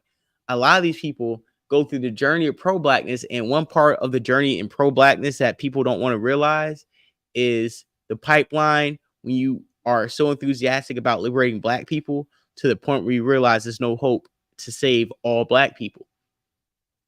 And when that hard reality hits that you can't save all black people, and certain black people don't want to be saved at all, right? Some people can be misguided into being anti-black. You see how that can happen? Because of your disappointment in the realization of knowing that you cannot save all black people because all black people don't want to be saved. It's like Harriet Tubman trying to get people off plantations. Some people didn't want to leave. But just because you can't get all black people or the amount of black people you want on a singular collective does not mean you can be anti-black, number one. And a lot of our black women who take some of these feminism classes or these women's studies, these African-American women's studies, these courses sometimes can tailor you into having an anti-black male perspective. You see what I'm saying? That's where we get the people on Twitter saying Martin Luther King cheated on Coretta and Malcolm X was a homosexual. Because instead of actually doing your research and speaking to the forefathers, you're taking CIA propaganda and leftist, and a lot of racial misinformation and trying to regurgitate it as talking points. So Martin Luther King didn't cheat on his wife? What I'm saying is the CIA pushed these narratives out to discredit both men. Well, I don't think we think that, but a lot of this stuff have just been passed down from different generations of different cities that Martin Luther King went to. Right. And some black people knew Martin Luther King and them get down. Even it comes back from the stories of when Martin Luther King was going down there to preach with. Now, I want to talk about what Shakira said too, her statement. I love Shakira's statement right here, but go ahead. To preach with Aretha Franklin father.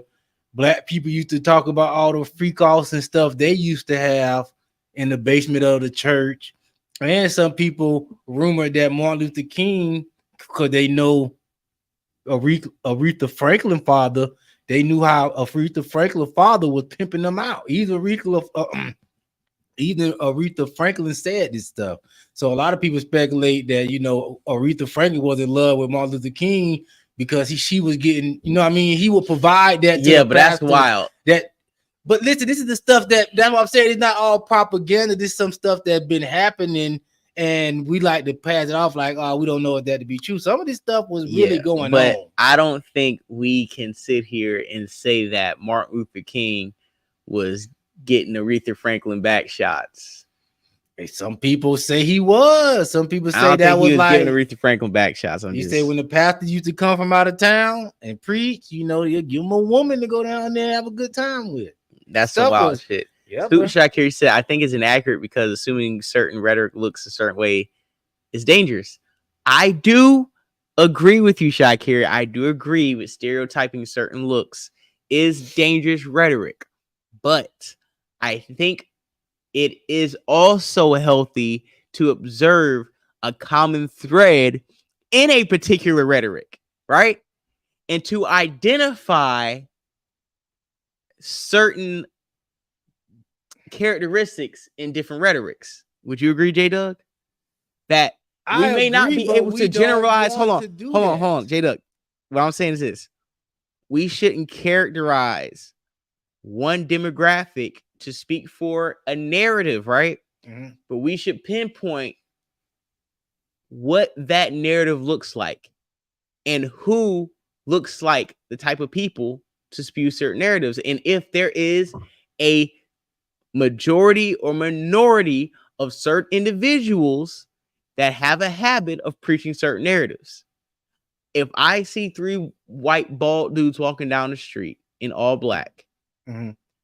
should I say, hey, those are 3 white bald dudes in all black? Or should I be like, they have more of a look as neo-Nazis than most?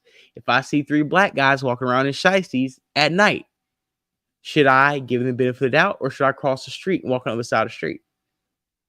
According to the way I've been told by black people over the years, because I've been talking this talk for years. Yeah, salute D Marley from Cali. Be out there next week. Continue, J-Doug. I've been talking this talk for years. We want stuff too many different ways. Black people are too confusing, bro. Either all black people, we in the same boat, and we can't talk about no black people because of slavery. I think that's what we got to keep it. We can't say, oh, these certain group of black people do this or these certain group of black people do that. Because when you start talking about what majority of black people do as a community, true or not, if it don't paint black people in a positive light, they say it's cooning. So I just feel like we shouldn't even separate you because you got a septum ring or whatever, because I feel like, if we're not finna use that same narrative to group black people, we shouldn't use no narrative to group black people. Either all black people good all the time, like we try to pretend they are, and we're gonna keep that, or some of what these people that with the septum ring saying is true. But we can't say that, just because you got a septum ring, you fit a description or a narrative that we shouldn't take serious. Yeah, good point. No, I'm not coming to the Bay. I'm just coming to Southern California. Then I'm going to Las Vegas. The Bay Area, I don't know, Keith Lee had to leave. He said y'all gave him food poisoning, and some of the spots are so crazy he didn't even want to review it. And he said he come from the trenches of Detroit. So for him to come from the trenches of Detroit and say, some places in the Bay was kind of wild, salute to the Bay, because I've been out there before. And I really enjoyed my time at the Bay. And I really think it's a shame that the government out there and Gavin Newsom and the local politicians have failed San Francisco, Oakland, and the Bay Area. The Democrats. Yeah, the Democrats. So let's round about to what we got. One more topic, the Katt Williams. Yeah. But one more thing on the septum thing. I feel like that more applies to millennials with septum piercings. I feel like the Generation Z's and people that's younger, they kind of raised on like these social. You can always be opinions. To me, you can always be a social media justice warrior. All you gotta do is retweet and like shit to feel like you're a part of something. See, the numbers that go next to retweets and likes makes people feel like they're signing social media petitions. Or if enough people like this is gonna mean something. You know what I'm saying? Mm-hmm. Because a lot of people like to feel like social media avengers, especially in our generation. And unless you put boots to the ground and try to get some shit done, we don't want to really hear about you and your gripes with the system. And like I said once before, I do give props to certain people who want to get political. They want to be opinionated, but I do think it is a anti-black pipeline, and especially anti-black male pipeline when it comes down to it. So to go to the Katt Williams topic, Katt Williams, and I know this is like a topic that's like a week or two old or whatever, but we've been on a break, so we kind of want to catch up on some things. Katt Williams really dropped the bomb on the whole comedy world with his interview with Shannon Sharp. Mm-hmm. It did over like 45 million views already. That's huge. Dang. That's crazy. Shannon Sharp Club Shay. That's crazy. He's getting the bag. And the reason why I enjoyed it so much, because I think Katt Williams used that platform to do like a 2-hour stand-up. Because the stuff he was saying about these other people was funny as hell. And Yeah, it was pretty funny. And I think his attack, his approach, and his delivery was as if he was doing stand-up to me. And he's such an intellectual. I truly believe that he used Club Shay as a stand-up special response to everybody that's went up there and told mistruths about Katt Williams. Masterful masterclass in trolling, because I think he told truths. It's like you believed him so much whenever he told like blatant lies, like I read 3,000 books a year, or I could run in 4.4. Huh.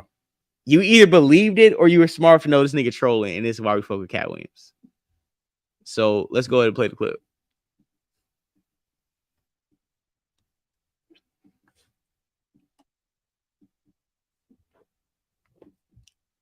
He left. Them same three guys I'm telling you about, the Kings. Yeah. Right? Because DL is the greatest. Yeah. There's no DL slander gets tolerated. Yeah, But Sanders, they came to me. I mean to stop on that short. DL Hughley is a Democratic coon, but no DL slander. No, you know why he's saying no DL slander? Because regardless of his political position, I'm pretty sure him and Katt have done business. They probably connected each other to certain important people that's helped them.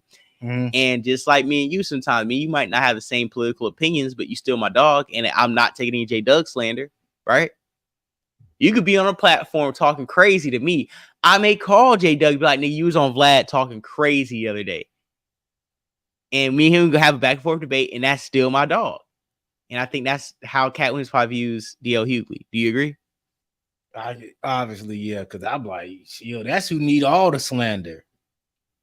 But I was supposed to be the fourth king. I got the offer. Then what happened? But I turned it down. Why? Because you shit on Bernie. And I know the truth. And I think that's a lie too. Katt Williams wasn't hot enough at the time to get an offer to be on the Kings of Comedy. Stop it. All those guys that was on the Kings of Comedy. Man, we don't know. All the guys who was on Kings of Comedy had TV shows or already was active in movies, bro. Katt Williams wasn't. Nobody ain't know nothing about no Katt Williams till about 05. Bro, but niggas ain't saying they asked Katt Williams in like 2003. He's saying like they asked him like when he was hot, like 08, 09, probably when Bernie Mac passed away. Okay, to give me okay. You see what I'm saying? Clear that up. Yeah. I just want to ask. Let you shit on Bernie and then come get me. I'm the next king. Fuck you. The next king. Okay. Why? Because the whole time Bernie was here, you was acting like you was funnier than him. The reason you was supposed to go last is because it was your tour. Tell the truth. It was Steve's tour. Not it was going to be called the Kings of Comedy. It was Steve's tour. These are the guys opening for him. Of course, you got to close if it's your tour. That's why it was such a big deal. But you couldn't do it because you can't beat the best. And until you humble yourself, you will forever be kinged by the king. And because you finally did it, because you didn't have no other choice, and now that he gone, you gonna act like he wanted to be a movie star. You stop it. You stop it. That man was funnier than all of y'all, and y'all thought y'all had one over on him. You thought he was black and ugly, and you were good looking, and he couldn't make it because you did. And that ain't the way comedy works. The king is the funniest. Period. Every time. And that's why no audience member was ever swayed. It didn't matter where Bernie went. You think if Bernie went first, he wasn't the king? Get out of here. Get out of here. Get your ego out of this. You let the best be the best, right? Katt Williams, ladies and gentlemen, thanks for coming on, bro. I really appreciate that. Thanks for sharing the stories, setting the record straight. Yeah, my personal opinion on that is, I mean, come on, dog. If they offered him the Kings of Comedy, he turned it down because they treated Bernie like, if I know you treated a nigga that I fuck with crazy, I'm not gonna like co-sign with you. I'm not gonna fuck with you. I'm not gonna like rock with you, right? But I don't really think they treated Bernie bad, bro. Just because, okay, this is the synopsis of it, bro. Steve Harvey is his tour. He runs the tour. He put the comedians in order. You're funnier than him. He sees that. He say, well, you the funniest.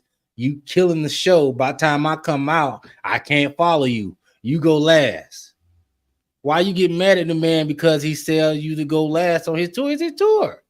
He don't have to go last on his tour if he feel that's not beneficial to the overall show. I feel like Bernie Mac shouldn't have got mad about that. It worked out better for him to go last.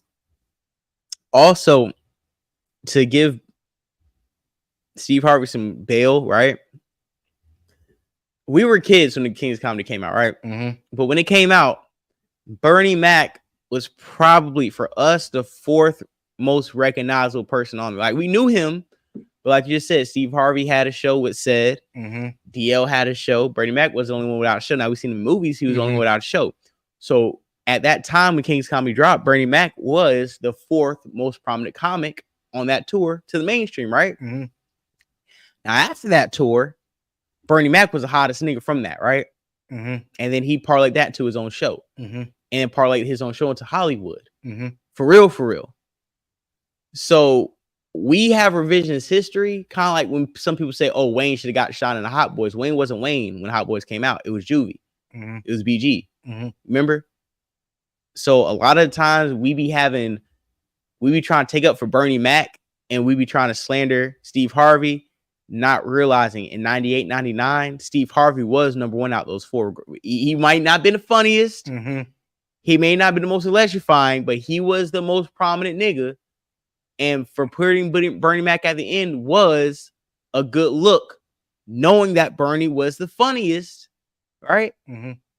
So even though I don't want to see or give Steve Harvey props, I gotta give Steve Harvey props because Steve Harvey could have just called somebody else to the Bernie Mac. He could have just kicked Bernie off the tour and said, "Nigga, you too funny." Or do what Katt Williams did to Ali Sadiq. Like, yo, you might allegedly, according to Ali Sadiq, he might be saying that, yo, you too funny. Let me give you your check before you come on stage, and we just gonna cut you out the business altogether because I don't want you to make me look bad. Now, see, with Bernie, and I do comedy, and I'm getting back into my stand-up comedy bag this year. I did comedy for a long time. And like you said, Bernie wasn't established yet on the Kings of Comedy. So what? No, he was, but he was not compared to them. Yeah, right. Those are the so four. Let me put you in the mindset of Bernie. Why I'm so funny? Because I'm so hungry.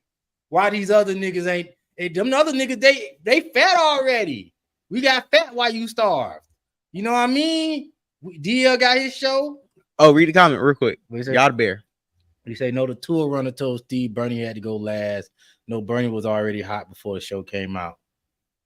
I mean, he was hot on the circuit, but we talk about he wasn't established as far as like the standard of what you had to be in comedy at the time. Like, you were like, yo, do you have your own sitcom? Bernie didn't have that. He had like little parts in movies that he was popping up in, like Booty Call and Friday, but he wasn't like the star of these things. So at the time, Bernie Mac was hungrier than all those other guys. That probably put a little bee in his bonnet to say, yo, I'm finna get busy on this tour and make sure these guys gonna have to come with their A game. And all of them, all the other guys were like, yo, Bernie, we ain't even on it like that, bro. We trying to see how we gonna, because they was making, they say, like $250,000 a night, if I remember correctly. So Bernie would just, he say Bernie was killing Def Comedy Jam. I mean, like I say, it's a lot of revisionist history. A lot of people don't know not one Bernie Mac joke from Def Comedy Jam other than pussy tastes like pumpkin pie. Oh, man, we know the whole skit. Come on, man. What is it? I ain't scared of you motherfuckers. Bro, that, when you talking about white people. And I'm going to be honest. Black people break, they break. Bro, that whole skit, me, you go joke for joke. Stop playing. It was funny, but I'm just telling y'all, Bernie Mac. Kings of Comedy, I want some milk and cookies. Bro, I'm talking about prior to Kings of Comedy. But see, you say that, but see, you know what I don't like when you say that? Mm-hmm. Because you say that coming from my generation where we were kids, we didn't have, like, we may have watched HBO, we may have watched Comic View, but we weren't our age in the 90s and early 2000s where we could remember the jokes and actually watch these niggas or were able to go see their stand-ups. So we're saying we don't remember their jokes, saying that's equivalent to us saying, yeah, you don't, that's like me telling you, yeah, nigga, you don't remember those Michael Jordan games. Nigga, that's before my era. So some of the jokes that the OGs remember, I wasn't there to buy a ticket to the comedy show or watch that Saturday's episode of Def Comedy Jam. Everything we remember is because we watched the YouTube highlights. Same with Jordan, right? So we can't sit. I'm gonna lay my plane. All I'm saying is when it comes to certain When it comes to 90s, 80s, and 90s and early 2000s comedians, know what I mean? You're in our early 30s. We can't really hang our hats on what joke you remember from them the same way we could do with a Katt Williams, a Kevin Hart, a Tiffany Haddish. And I'm gonna tell you why You I agree? can. No. Okay, I'm go gonna tell ahead. you why I can. You can't, but I can. Because I actually studied stand up. Right. Because I was, know what I mean? That's why I focused. That's why I threw that question. I didn't jump on stage. I needed you to pull my card. Okay, Go ahead. I Go ahead. actually Pull rank. studied stand up. Yes, and sir. I studied these guys for years before I even jumped on stage and while I was getting on the stage. And like I was saying, Bernie Mac catalog is very light. And people want to just say, okay, he had a hot deaf comedy set. Bro, it's just like you telling a nobody rapper, yo, get on stage and give me your hottest verses. Oh yeah, if all I gotta give, you're gonna base my whole totality of my funniness or my ability to rap off of these 5 minutes, I'm gonna give you these 5 minutes. But that doesn't give us a good projection of what Bernie Mac was at, especially because, like you say, we wasn't there to see him hit the road and do his stuff that was not recorded. And I'm telling you, off the record, Bernie Mac was a beast on the road. I seen it. I done got the knowledge of it. He was a beast. Not saying he wasn't a beast. I'm just saying that Bernie Mac was hungry at the time he won the Kings of Comedy. He had a bee in his bonnet, and Virgo say he kind of bit off Robin Williams. He kind of did. Robin Harris. He did take that upfrontness that Robin Harris had. You know what I mean? Yeah. That give it to you straight, no chaser. That's definitely Robin Harris vibes. Yeah, he definitely did that. And you know, Robin Harris, I think he died in 91. Yeah, he died in 91. So, like I'm saying, Bernie Mac was good. I'm not taking nothing from Bernie, but I'm just saying at that time he was just hungry, and I felt like he was in his feelings when Steve told him that, yo, you're gonna go last. Or whoever told him we were gonna go last, I felt like he was just in his feelings. Or maybe Steve was getting paid more, and he felt like, yo, since he, you know how niggas be, since you getting paid more, you should be going last. You know how niggas. But I don't feel like that was no slight on Steve Harvey because he had to go last. I think that was just kind of crazy. As far as like Steve hating on Bernie, look, man, comedy is competition, bro. You know, in competition, getting the money, getting to the next level, niggas will cut your throat, bro. That's in any business, and comedy is a business. We look at it as it's supposed to be fun because it's funny, but comedy is a business, and niggas will try to just take your spot, just like in hip hop and any other business. Take your joke and your spot. Yeah, man. You better make sure your joke is untellable.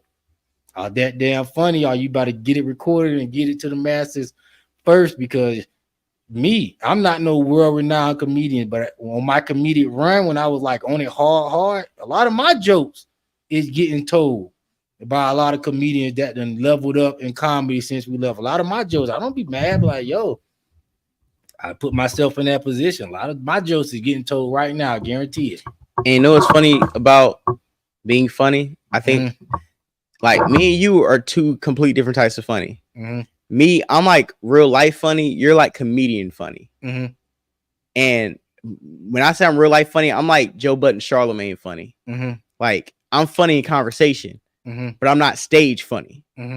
You're like you're like Jim Carrey, Kevin Hart.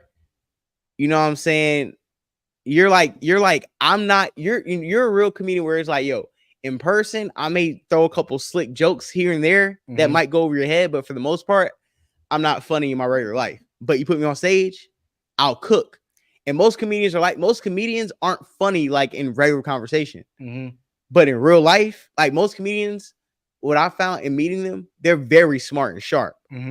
But they're only funny on stage. I'm a beast. Like that's what I do best. Like podcasts, and I kind of lost myself in it podcast only because I did stand up from probably like 17 to about 27 straight. So I felt like I don't need no more training in stand up. My stand up is flawless. When I left stand up comedy as like a full-time side hobby, when I left that, I was past like writing jokes. Like I could get on stage, I'm looking at the crowd, and I can make you laugh. And that's a different level of stand up. A lot of comedians got to have this stuff rehearsed, especially when you first like, yo, I'm gonna say this, I'm gonna say this, I'm gonna say that. It's harder to be like, yo, I don't really got nothing I'm gonna say. I got a couple funny topic that I'm finna bring, but I'm gonna still make it look like, yo, you wrote that joke. And like, nah, I didn't write that joke. I just have my delivery, my timing, and all that on point. I mean, people gonna see that from me coming up because I really want to get back into that bag because this year definitely seemed like this the year that black comedy is coming back around and getting attention again, especially since Katt Williams. Katt Williams is not the truth. And I'm gonna keep it real with y'all. Katt Williams haven't been funny since 2009.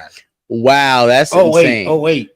That's insane. Okay, I can't special? Agree. What special? The one he did in Jacksonville. What joke off that special? Man, come on, dog. No. If I ask you about Pimp Chronicles, you're gonna give me the joke, even though that's almost 15 years ago.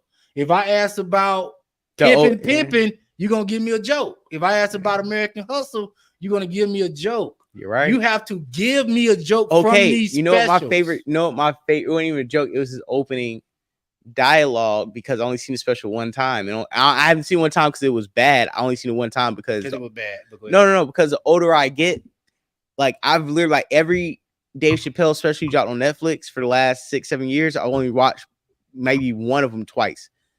The Katt Williams when we did in Jacksonville, I love the way he broke down like Duval County and Jacksonville. You had a personal connection. Shut up, man. That's why you liked it, bro. I'm talking about if you not from Jacksonville, you sitting there like, what is this nigga talking about? You can't go for that one. Okay. Katt Williams haven't had a joke funny since Little Tink Tink. That was his last one. When he had that joke back in the day, where he was like, I was finna buy my kid the light up tennis shoes, and I'm like, son, we could buy you 20 of these, and then that nigga walked out the shoes, lighting it up, flopping. That was the Katt Williams. Okay, Shakira. Give me something from Katt Williams like that now. Shakira just said, just seen Katt on a Dark Matter tour is an 8 out of 10. That's good. When? Just seen him. Okay, you hyped up. No, it's not hyped up. You know why I'm gonna take her point of view? Because she's an old soul. She's very young, but she knows what she's talking about. She's in law school. This is a very high intellectual young woman. I hear what you said, but people acting like Katt Williams right now is the best thing since sliced bread. That's your mindset going into the show. No. Know why we say Katt Williams best thing since sliced bread? Because he did a 2-hour interview that was better than everybody he talked about best comedy specials, and he wasn't even telling jokes. And if that wasn't the case, he wouldn't have did 43 million views. 3 classics and 1 underground classic where he kind of told the same jokes as Pimpin', but he had put a couple new ones in there. Katt Williams haven't had a repeatable special since 2008. But keep it a buck. Out of all the specials that I've seen all of them. But out of all of them he's had, right? Mm-hmm. He probably has more classics. His classic specials, the only person that can compete with him is Dave Chappelle. No way. As many classic specials you just named Katt Williams has. Mm-hmm. Is Dave we can say Dave Chappelle has as more. Same, if not more, right? So we say Dave Chappelle has more, but let's put him in Katt Williams the same category as y'all got at least 3 classic specials, right? At least 3. But Dave Chappelle did a classic in the last 5 years. But Katt Williams have not. But Dave Chappelle is the anomaly of comedy that transcends all race. That's like saying Drake or Michael Jackson, right? When we compare Dave Chappelle. So we put Dave Chappelle here as far as comedy classic specials, right? Katt Williams got at least 3, right? So he's in a room with at least 3, right? He's a legend. Right. Bill Maher, he got probably like 3. Bill Maher is my favorite comedian. I'm beyond black or white. Bill Maher is my guy. I love Bill Maher. Bill Maher is the funniest dude to me, right? Bill Maher got about 2 or 3, right?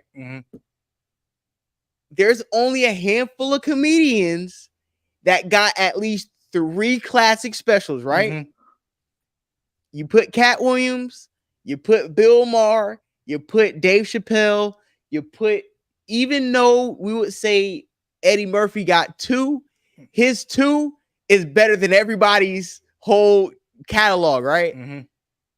Katt Williams deserves to be in that top tier. I'm not taking him from Okay, so even now, from the cachet from those, he can still go on Club Shay Shay and make an impact that no other comedian, and there's been multiple comedians that went on Club Shay Shay, nobody has shifted the algorithm that that Katt Williams did, and it wasn't even a special that he turned to a special, And I think you have to give him his comedic flowers and his relevant flowers for being able to generate those numbers on a non-comedy special on a non-comedic platform, I'll right? give you that, but I'm going to still state the facts. Katt Williams haven't had a funny comedy special with repeatable value as a joke since 09, bro. We have to just acknowledge that. I'll acknowledge it, and I'll agree with you, right? That's all.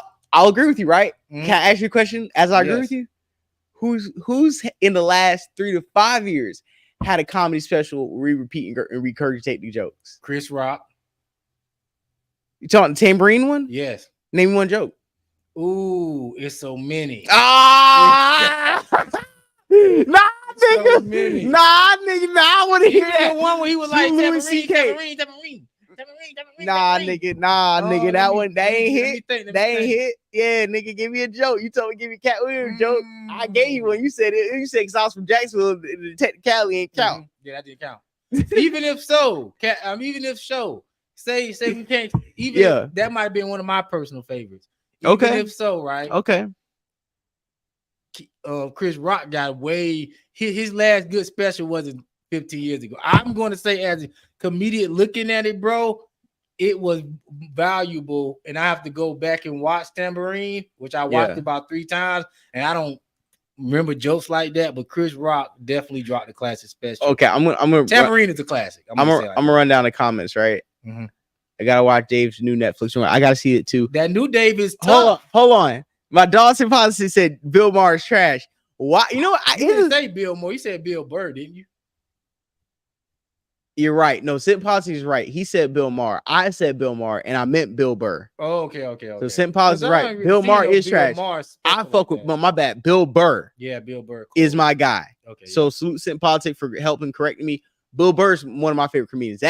Because he has a ball. He is fun, neat. Like Bill Burr's comedy is like he just stumbled upon a stage on accident and just started going on a rant. Like Bill Burr's comic delivery is like somebody who's just like ranting in the coffee shop. Have you seen his cartoon? Yes. On Netflix? Yes. That shit is funny too. Funny. Okay. Even if that, what have Katt Williams did that's funny like that? Even if he ain't do a stand-up special, cartoon, something. What have Katt Williams did that was like, yo, this nigga is funny now since 09, bro? I want to hear it.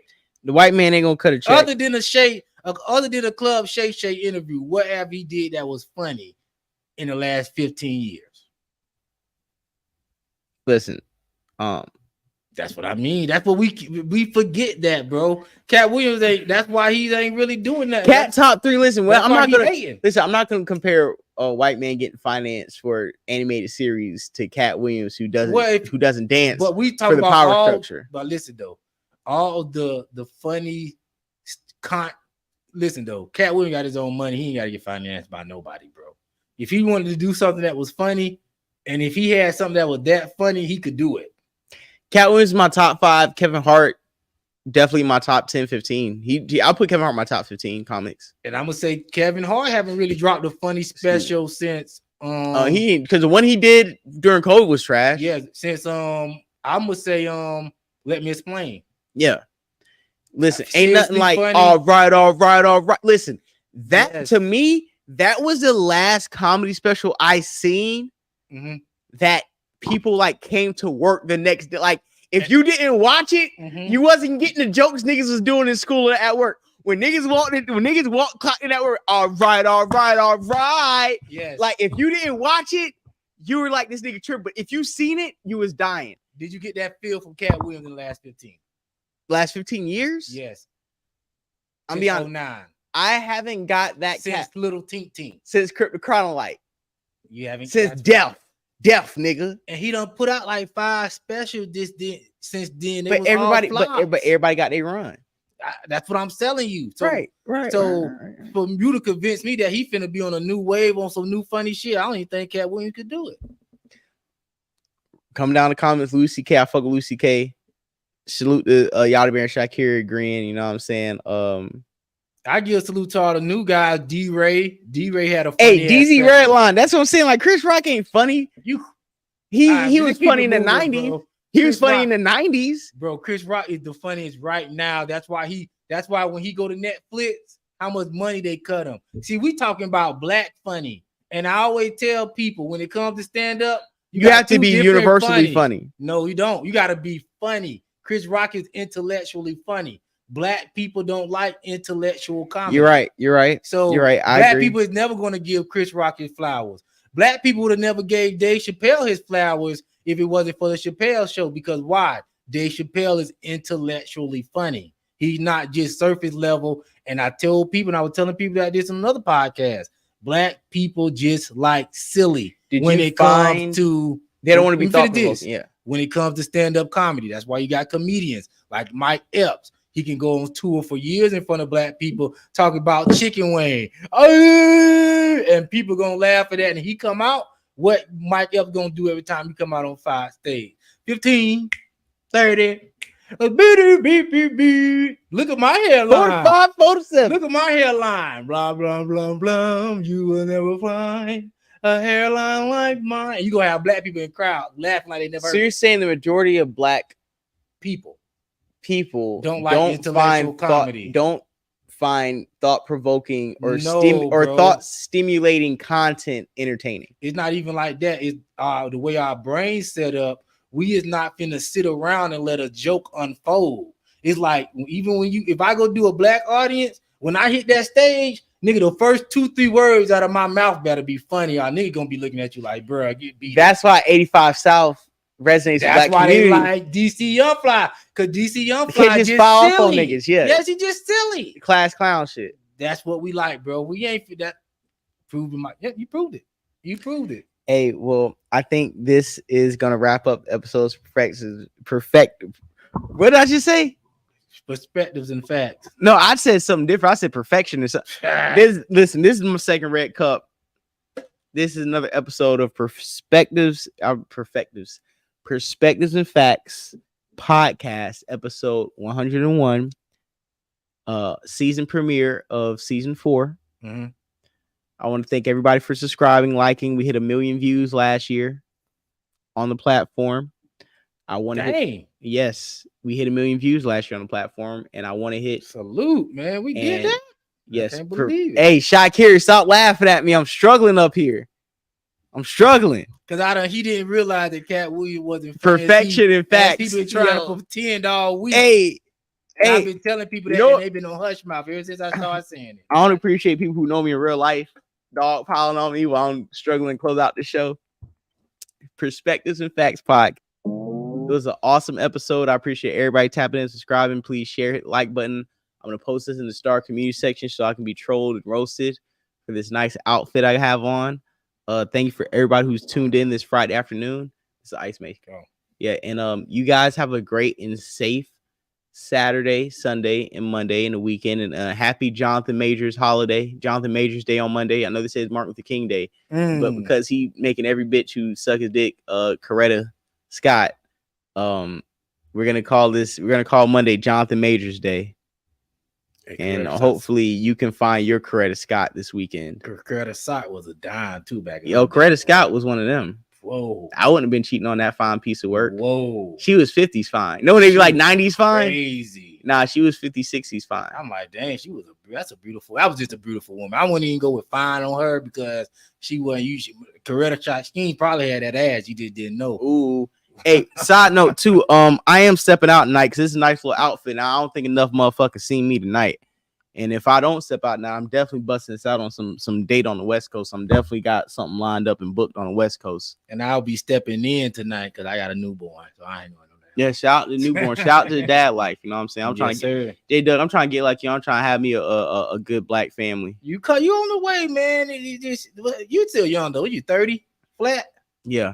Oh yeah, you got about enjoy your last year. This your last year, 31. You're gonna have to get serious, bro, because you're gonna start seeing. I'm gonna be 31 in March. We're halfway through January. I'm trying to get serious now. You know me, I'm ahead of a curve, nigga. Well, I'll be 33, so man, I'm on the come up, so I had to jump off in the game. 30. Hey, you shot Kerry, yeah, man. I got some West Coast work out there, man. What you mean, nigga? You know what Nate Dogg said, man. I ain't gonna sing the song because we might have some work watching right now. Salute to the work watchers. Salute to the work who watching right now. Know what I'm saying? We're gonna be on a different time zone, different type of time. So just salute to the West Coast. I can't wait to touch Southern California, Los Angeles. I can't wait to hit the Vegas Strip once again. You know, I'll be out there once a month now. I'm a membership at Caesar's Palace, but I can't be talking too much. See, I'm gonna lose donations right there. Ooh, yeah, niggas. You know what I'm saying? They got the bag already. My $20. Like, damn, nigga, you think I'm living off the YouTube? Y'all see the numbers? God damn, I ain't making that much. We got in Vegas, nigga. Man, you need to stay at the Trump Tower, man. Stop playing. Man, hell no, man. Listen, Perspective Facts Podcast. Salute Dad Life. Salute to everybody, man. We're gonna sign out. Please have a safe weekend. Thank you, Shakir. Thank you, Yada Bear. Thank you, Sent Politic, Virgo Smith. Thank you, Trevor Jackson, comment and everything. You know what I'm saying? Thank you. I got one more. Dan Marley from Cali, DZ Redline. Everybody's commented. Pops, Randy, everybody salute. Imran, salute. I'm gonna holler at you guys. Have a safe weekend. Thank you. Holler at. Yeah. No parachute with this one.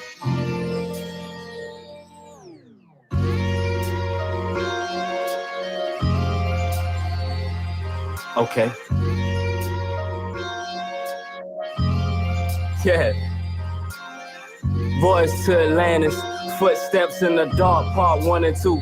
Just landed the UFO back from a 5 grammer. Trying to explain like teaching a 5-year-old grammar, language barrier. My spirit is light with the weight of Thor's hammer. Eagle eye fly when the doves cry. I never knew a love like this before. Never grab a lion's tail, the digit scale is keeping scope. Stepped in fresh, killing niggas, I'm talking slicing throats. Blood splattered on your girl face, but she's smiling. Her facial expression acknowledged my perfect timing. Smelling like Versace, fresh coconut and watermelon. Mixed with some Zayu Bubba, niggas ain't never selling. Focused on the lesson, so if I lose, I'm never failing. Focused on the clues, the other side trying to tell me something. I can hear the whispers, I'm searching around like I'm key hunting. Russell Crowe, beautiful mind, baby, I'm number crunching. Top my bow with a grammar keep, nigga, I'm crop dusting. Tripping dollars hitting quick, I can feel the tears coming. Yeah.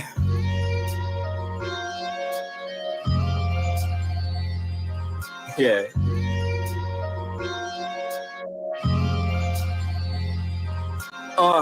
Boys to Atlantis. Footsteps in the dark, part 1 and 2. Just part the UFO back from a 5 grammer. I don't do old women, nigga, come get your grandma. Edge of reality, holding on, Sylvester Stallone, cliffhanger. The sky was strawberry mango with a hint of lavender. She wanna try, nigga, like here comes a new challenger. Bring your A+ game, sweetie, I don't fuck with amateurs. You can never drive the boat, but you can play the passenger. Flying space jets, dodging UFOs, this is Gallagher. Is it the game or the shoes? The 60s or motorsports? Master those are packed that I'm smoking when I'm on the court. Blowing original Z and an original Z. 5% tit, nosy bitches still can't see. Is that Battlefield 3, 4, Modern Warfare 2? The OG version, not that new pack booth. Diamond with the goals, got a new strap too. This for the hustlers, keeping it G, making all the plays. Make sure you take a vacation to balance out the long days. Yay.